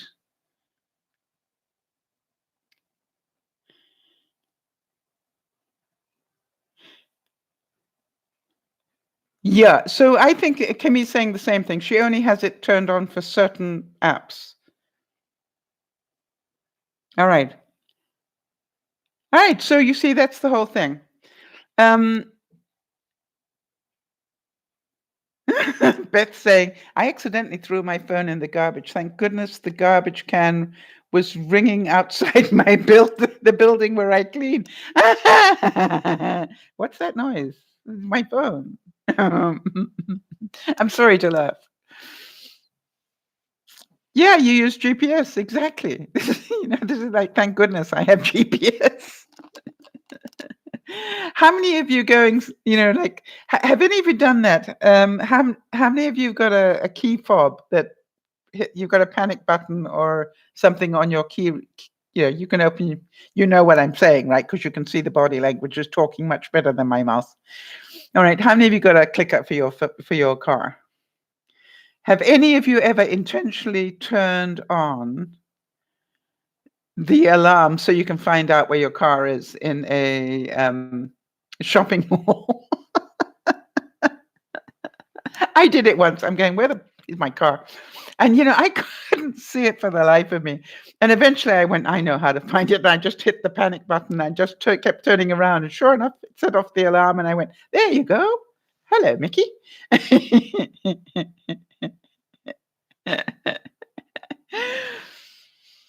All right.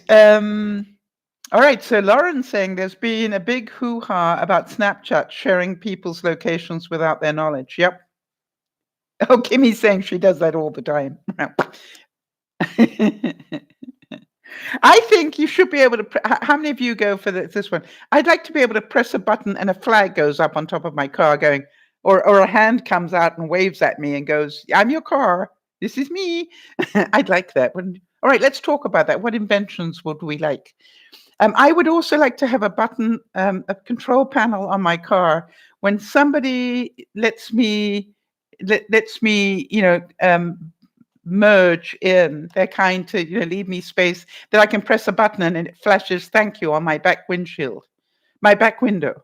How many of you'd like that one? Of course, there's another one where if they cut me off, that I can somehow get, another communication to them.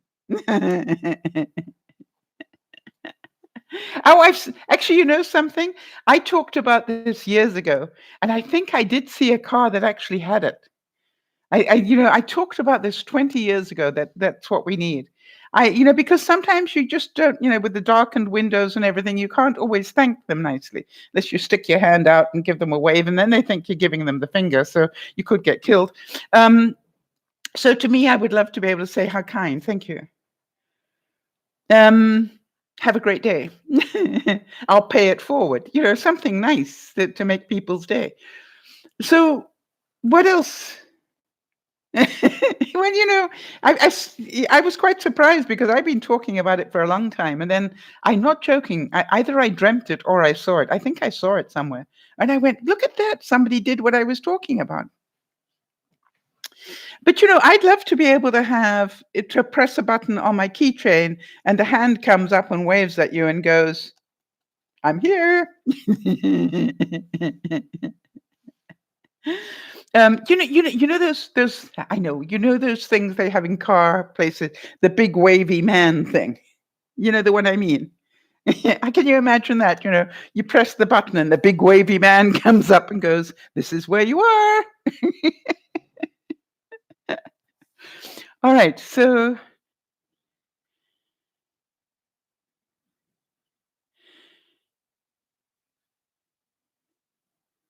all right. Did you mean to say kitchen services, Erin? I just want to check that before I read that out loud because that doesn't make sense. I could see that in settings on Snapchat, Instagram, Facebook, any social media, they can find you. Yes. Anyway, so how many of you the ones I'm talking about? It's the big man with the hair and everything that is on a secondhand car lot. I'm going, yeah, I want me one of those. Location, okay. If you enable the location, right, in any of the social media, right, they'll be able to find you. Yeah. All right. Confession time for Beth. Let me just read what she's saying here before I read it out loud.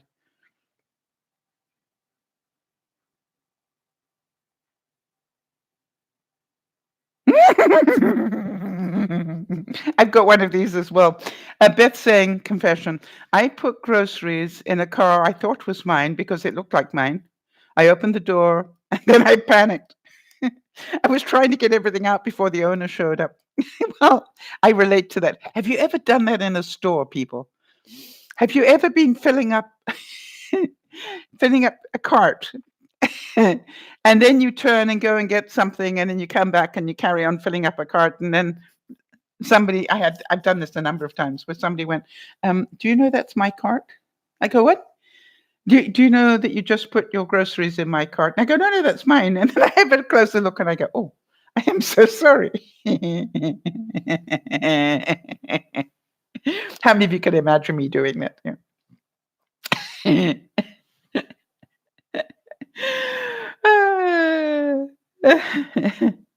Oh, Nana's saying she almost picked up a new husband that way. I didn't know they were that easy. Do they sell them in stores now? Ah, how about that? Nice one. Thank you, Nana. Okay, so Trinxie's saying, I've made lots of inventions in my mind, but I can't think of any at the moment. Well, it.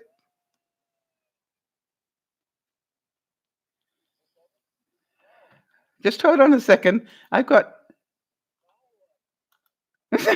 So, suddenly, news started to play on my headset. Did you guys hear that?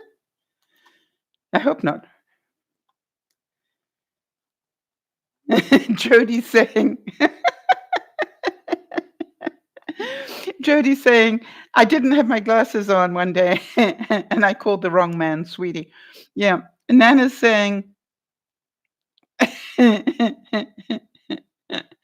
about the man she nearly picked up. He seemed to like me. And she said to him, in your dreams.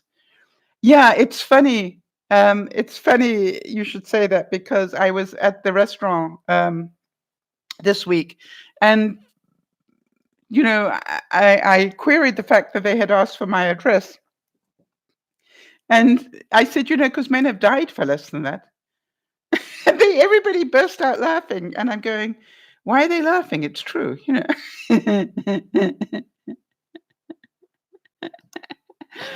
So the reality is, all right, so Kimmy's saying someone did put stuff in my cart. And when I got to pay, I'm saying, wait a minute, I didn't get that. Yeah, it's and the other person's going, I know I put that in my cart. Where is it? All right. All right. So Beth, this does not surprise me. Beth's saying, to be with me in real life, you might want to wear a diaper because I've discovered that I'm good at making people laugh so hard that they have to go to the bathroom. Yeah, I want to tell you, if you ever got a chance to meet Angela, who lives in Vegas, if you put Angela and myself together, we are, I don't know what it is about our two different personalities, but we end up crying with laughter. We reckoned we needed T-shirts that sort of said, what was it? We laughed, we cried, we peed. Because we literally would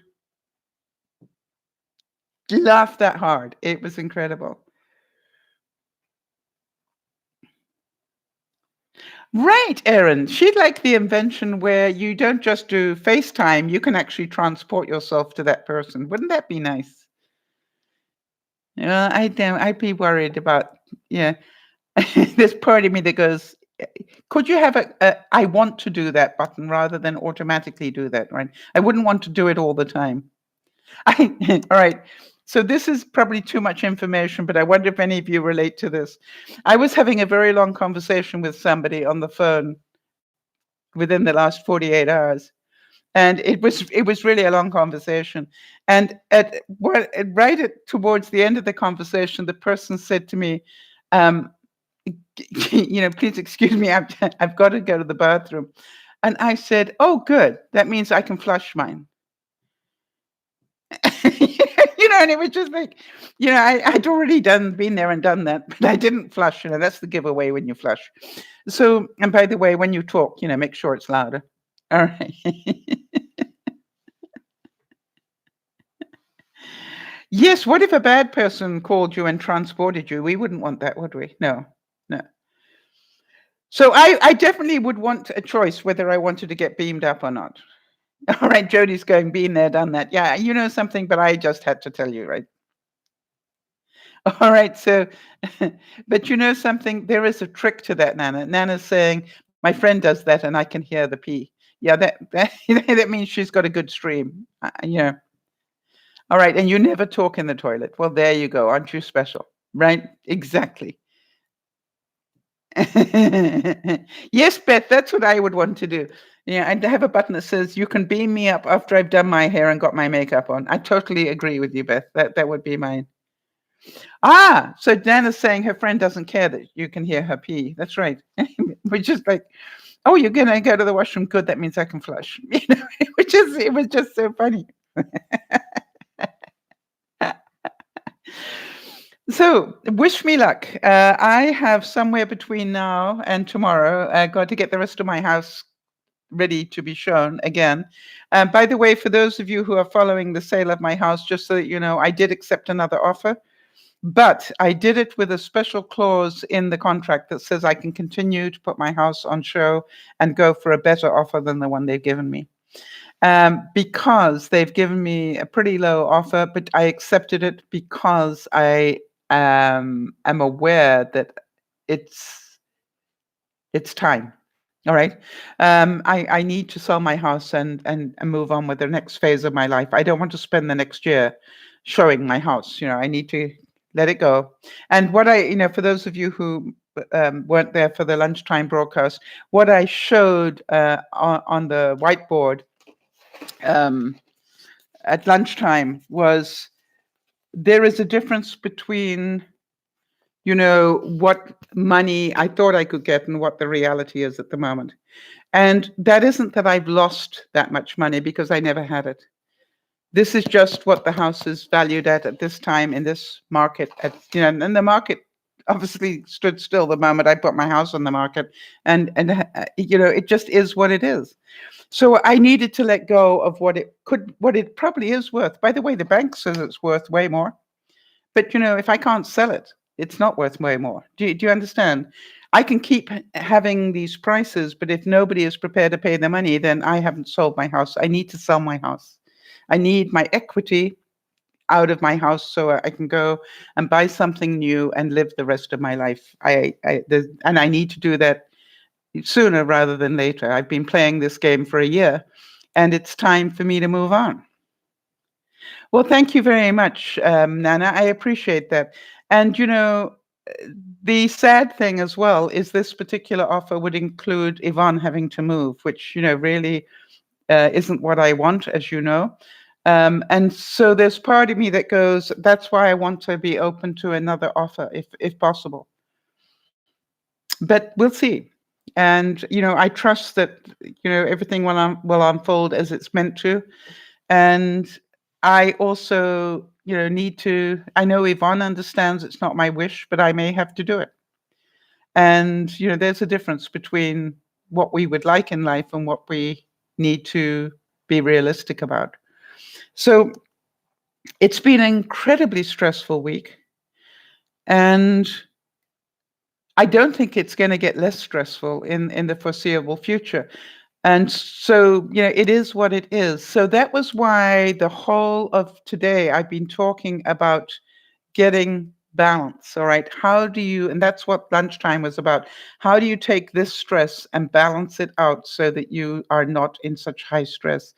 And one of the things I was showing at lunchtime is that with all the stress that was going on, my heart rate was still at 60.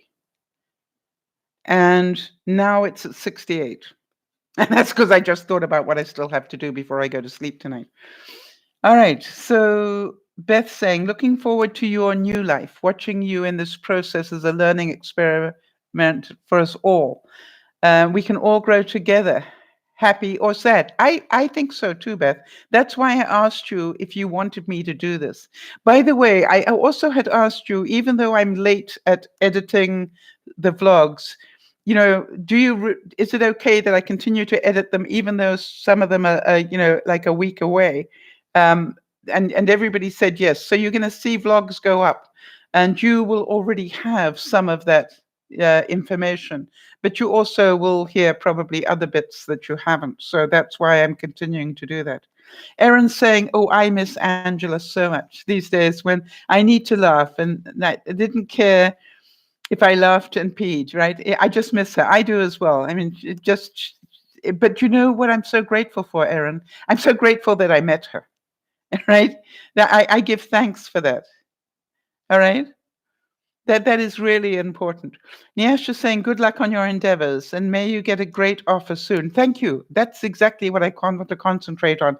Nyasha, I want you to concentrate on the fact that you don't have to stay in pain. All right. This is called, I can choose not to do that. I can choose to distract myself away from pain.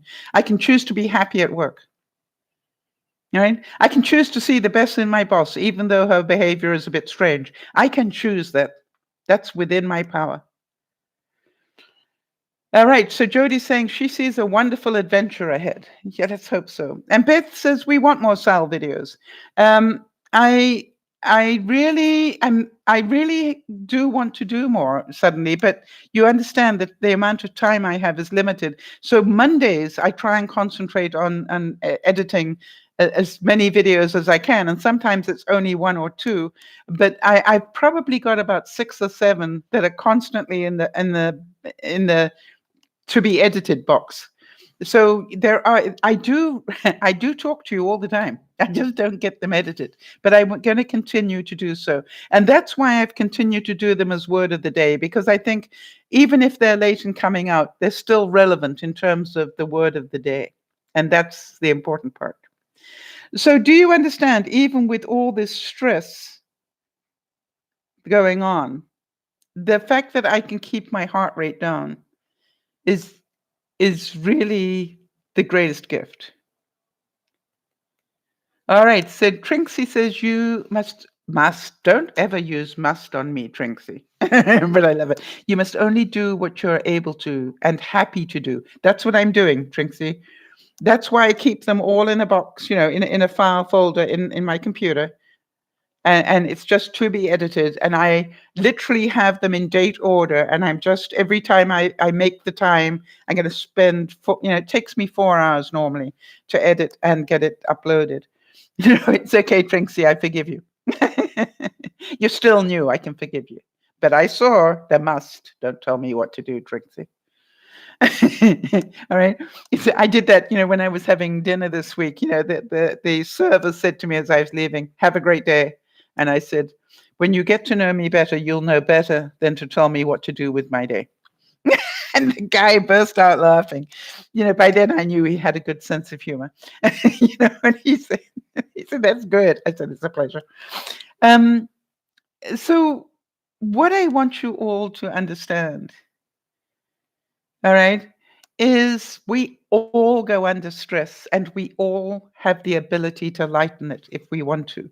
By the way, we will all have a next door neighbor, Nana, and that to me broke my heart as well, right? That is grieving the loss of his puppy. But we also all can understand it may not just be that. What software editing program do I use? I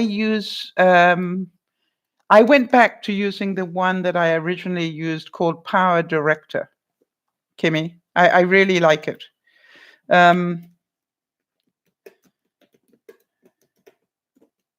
If I can get that up.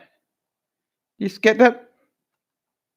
Nyasha, what other people think of you is none of your business, really. It's their stuff. Except we like you. Is that okay? Don't ignore that.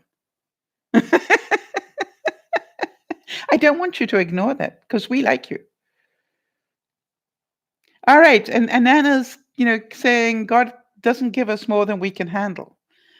All right. There are times, do any of you relate to this? There are times when I've actually looked up and said, I understand you have that much faith in me, but I wonder if you could just tone it down a tad. Because, there's sort of lots of arrows coming at me right now, and I'm not sure I want to handle that much all at one time. So just back off a couple, if you will. And the other thing is, which is really important, I am really making sure I get enough sleep. All right. I now with this much stress, yeah, 7 to 8 hours is essential. It's not anything else. Oh, Kimmy, there are lots and lots of programs on how to do that on the YouTube editor. If you go to YouTube and just type in, all right, so you use that particular editor. I don't like that one very much. So I, spent $60 and bought another one. All right, so Nyasha's got my point, right? It's okay if we still like you. You're not going to ignore us then. We're pleased to hear that. I'm hoping that you all learned something today. All right. I know that at lunchtime we all learnt a lot, and I learnt more even after I finished the broadcast at lunchtime. This evening, I learned that really, it just is what it is, and we all see things the way we want to see it. All right? And so sometimes what one person says from their vision um, comes out being this that they saw, but what the other person hears, I have that happen a lot with Nana. I try to remember that Nana can say things that I see totally differently when she says it. So I try to give myself a bit of space to understand. But Nana, I'd like to let you know, I do not intentionally misunderstand you. I just sometimes just don't read it the way that you mean it. And that's why it takes me so many questions to find out where are you really coming from? Not what you've written, but where are you really coming from? So thank you for your understanding on that one. Well, Sharon, I'm glad that the broadcasts have been awesome today. And thank you so much for your feedback at the lunchtime broadcast, Sharon. That was awesome. And as I think I told you, right, it turned out you were right, not on the specific, but on the issue had to do with money. And you were absolutely right. And that's the only thing that made sense, right? And so, yeah. So, Nana, I am sorry that you have ever felt that you couldn't say what you wanted to say. And I'm even more sorry that you couldn't write and tell me what you wanted to write and tell me. But I'm glad that eventually you found the words because, it was a learning for everybody to know what you do with somebody who is, that upset. And sometimes it's quite okay.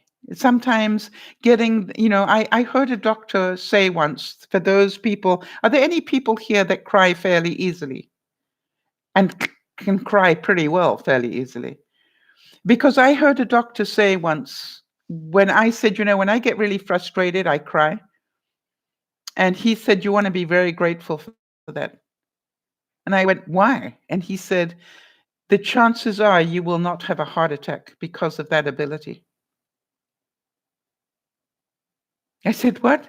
And he said, the chances are that you will not have a heart attack because you can release your stress.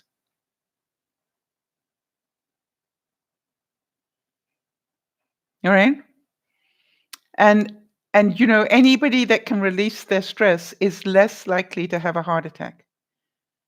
Not doesn't mean that I won't have one, but you understand his point of view. If you're a pressure cooker, right, it has to have that valve on it to let off when there's too much pressure.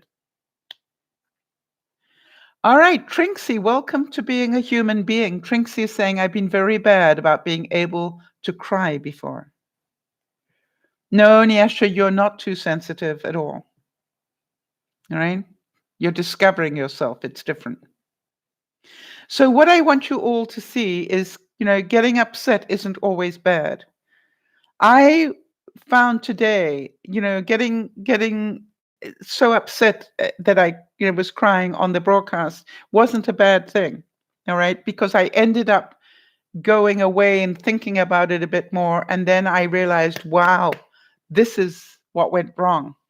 Not that it was wrong, but I learned something. All right, so you know something, Nana? The reason that it upsets you so much is because you care so much. You don't want to see him crying. And you don't want to see his wife upset because he's crying.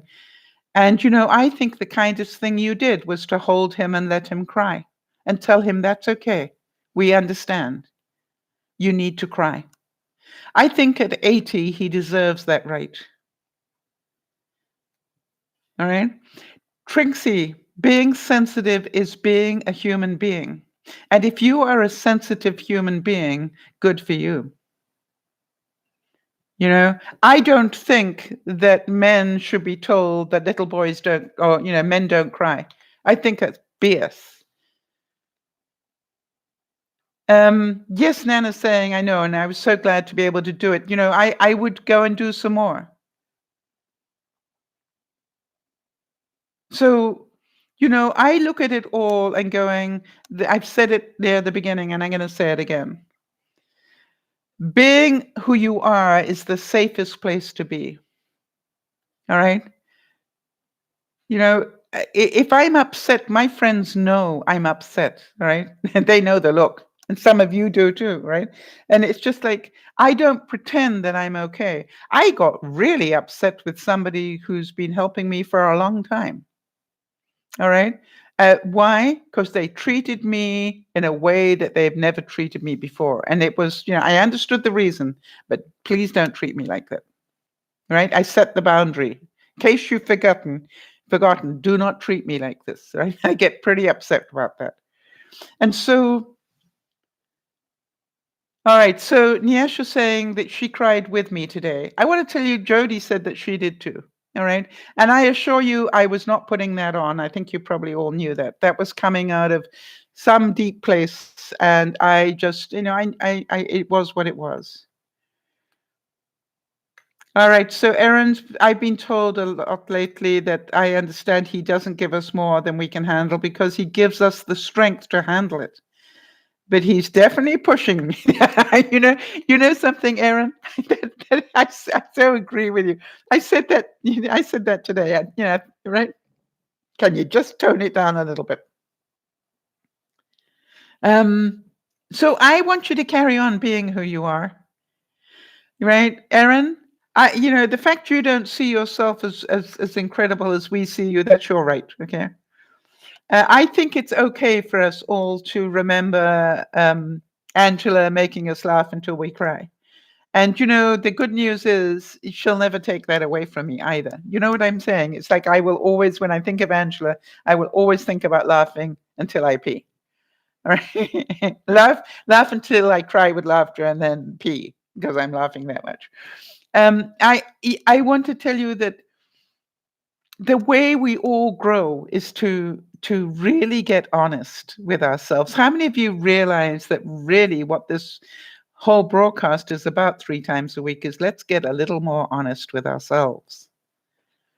All right, this is not to fix other people. It is to help us realize that we need to be more honest with ourselves. All right, and it's okay to be who we are. And I know that I see things in Erin that she chooses not to see. Yeah, I know she knows it's true. At some level, I know she knows that. Same with Jody, right? I just look at it and it's absolutely incredible.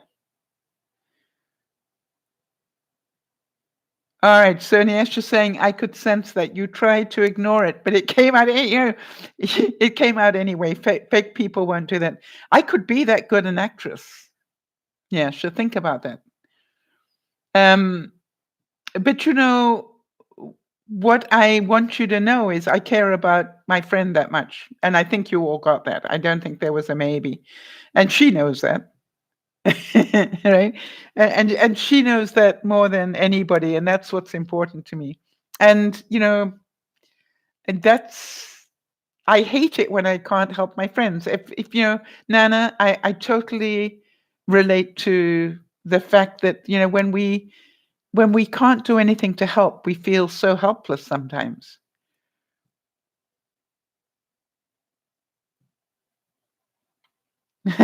And Nana's saying, Sal, oil and vinegar don't mix, but they make a great salad. And we are a great team. There you go, Nana. Thank you for seeing it that way. That's a very positive way of doing it. I actually don't see us as oil and vinegar, funny enough, Nana. I think we're more alike than either of us would probably know at some level. I have to keep finding where to get the balance in about. That's why I ask so many questions, because I'm always trying to find out not what you said, but what you're actually saying. All right, because it is really amazing to me how many times that I have accidentally reacted to the first thing you said. I'm now learning to make sure I seek first to understand. All right, and it's not that you say it wrong. I just somewhere in the way that it gets said, I know not to react to that anymore. I need to ask a few more questions. So forgive me if I do that, and no, I do it for good reason. I'm trying not to react to something I saw that would normally upset me. So that is good to hear. So all of you, any of you want to pop around my house and help me clean up ready for the showing tomorrow? Yeah, feel free. I've already warned Yvonne. I said to Yvonne, you're going to be hearing me a bit later tonight because I'm going to do the second broadcast, which I could have cancelled, of course. I'm going to do the second broadcast, and then I'm going to tidy up my house. So it's going to get noisy later on. And, I thought Yvonne will totally understand that. Seek first to understand. It's something that is difficult to remember, Trixie.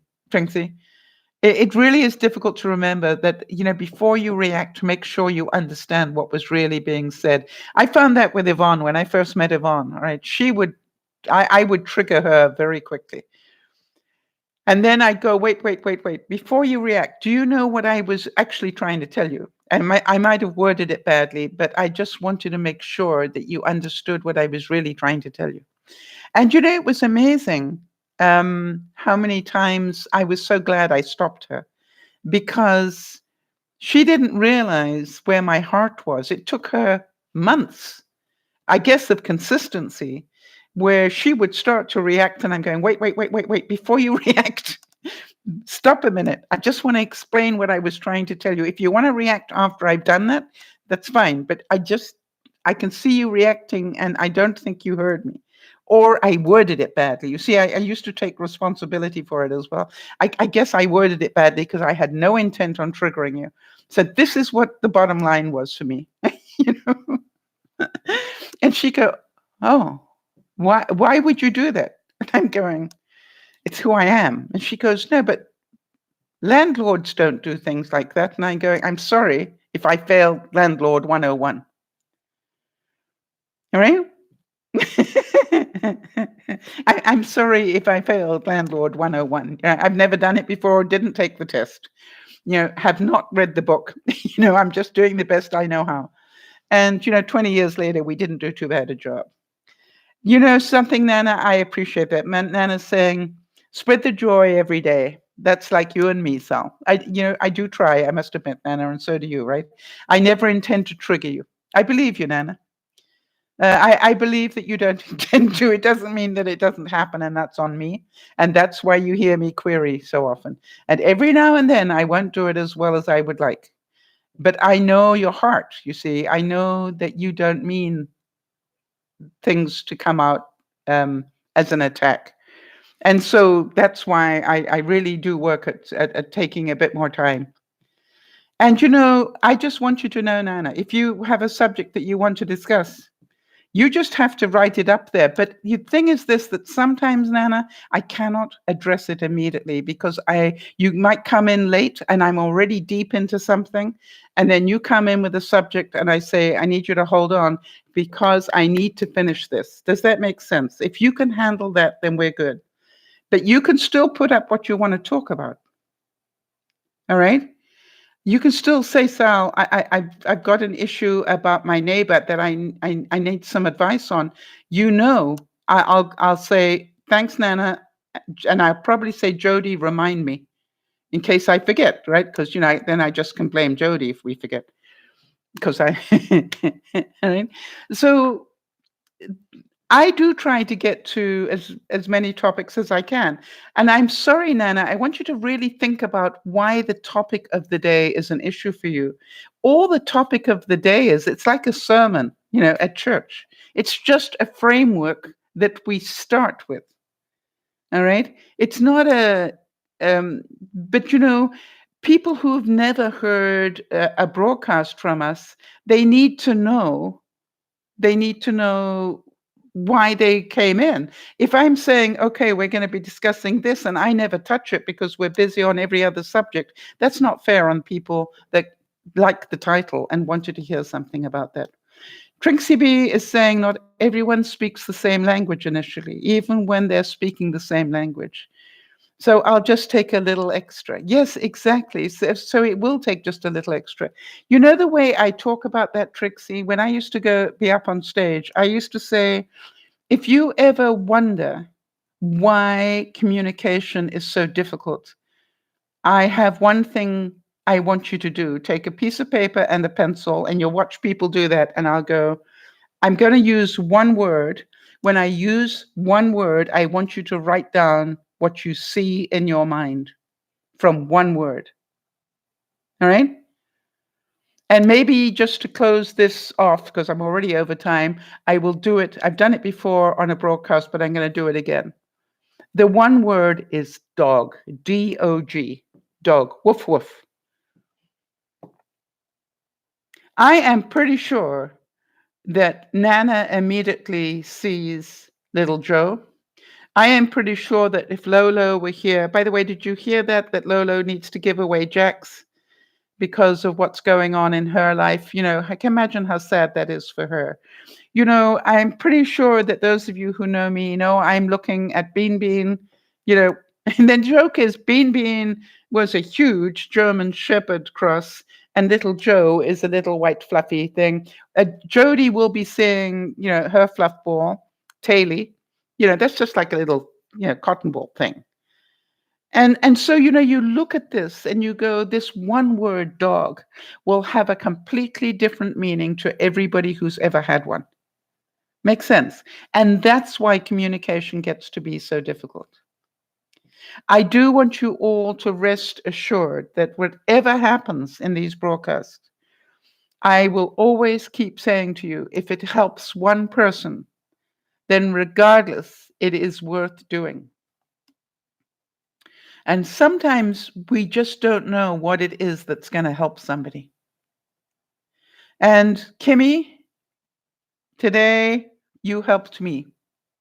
And so again, I'm going to say thank you so much, because I'm pretty sure that you didn't think that you were ever going to have that sort of impact on me today.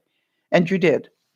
And thank you for reminding me that yes is a complete sentence.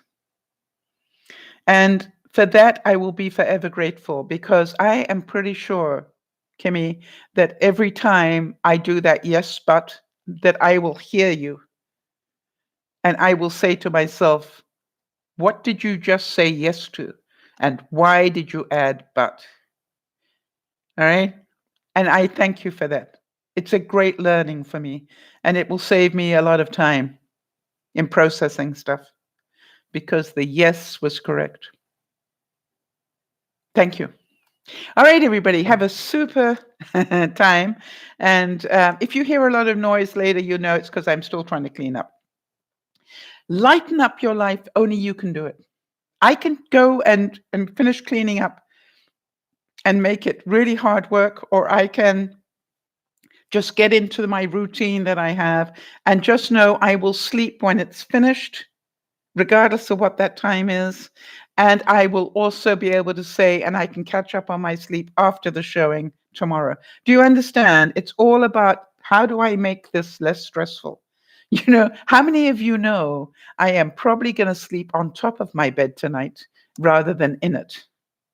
How many of you can imagine me doing that? This is called, I'm going to take my blankie and I'm going to sleep on top of my bed so I can just get out and straighten it tomorrow.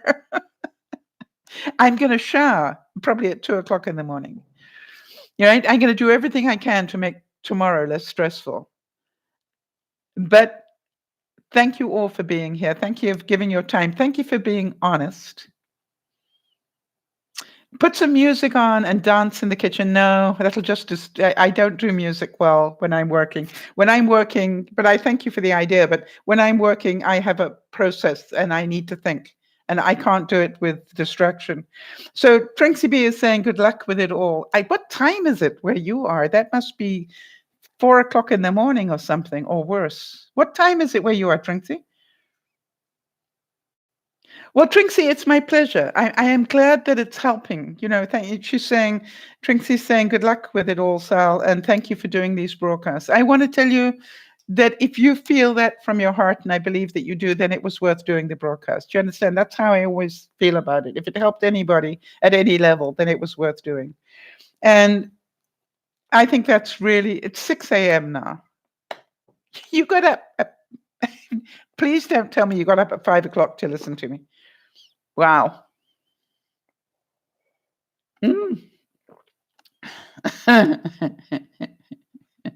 What time does the sun come up in Norway these days? At this time of the year?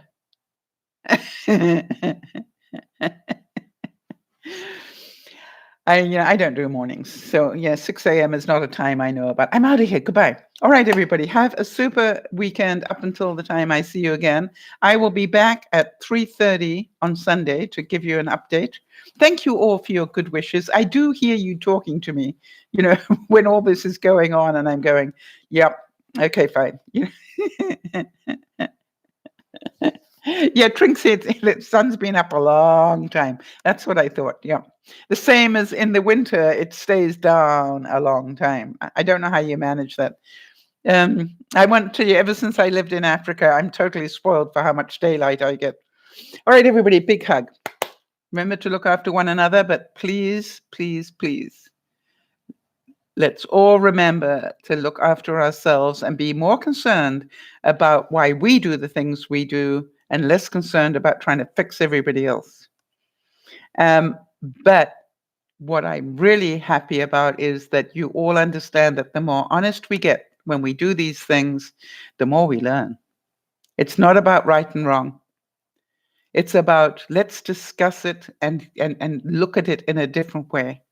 And when we do that, we all grow, including yours truly. So have a wonderful time. Enjoy your weekend wherever you are, and I will see you on Sunday. This is DearMamaSal saying, continue to look after one another, but please, please, please remember to make a point of looking after yourself. That's what I'm going to do after I finish tidying up and having a shower. And it could well be, the sun could be coming up, Trinksy. Right. Bye-bye for now, everybody. Bye-bye.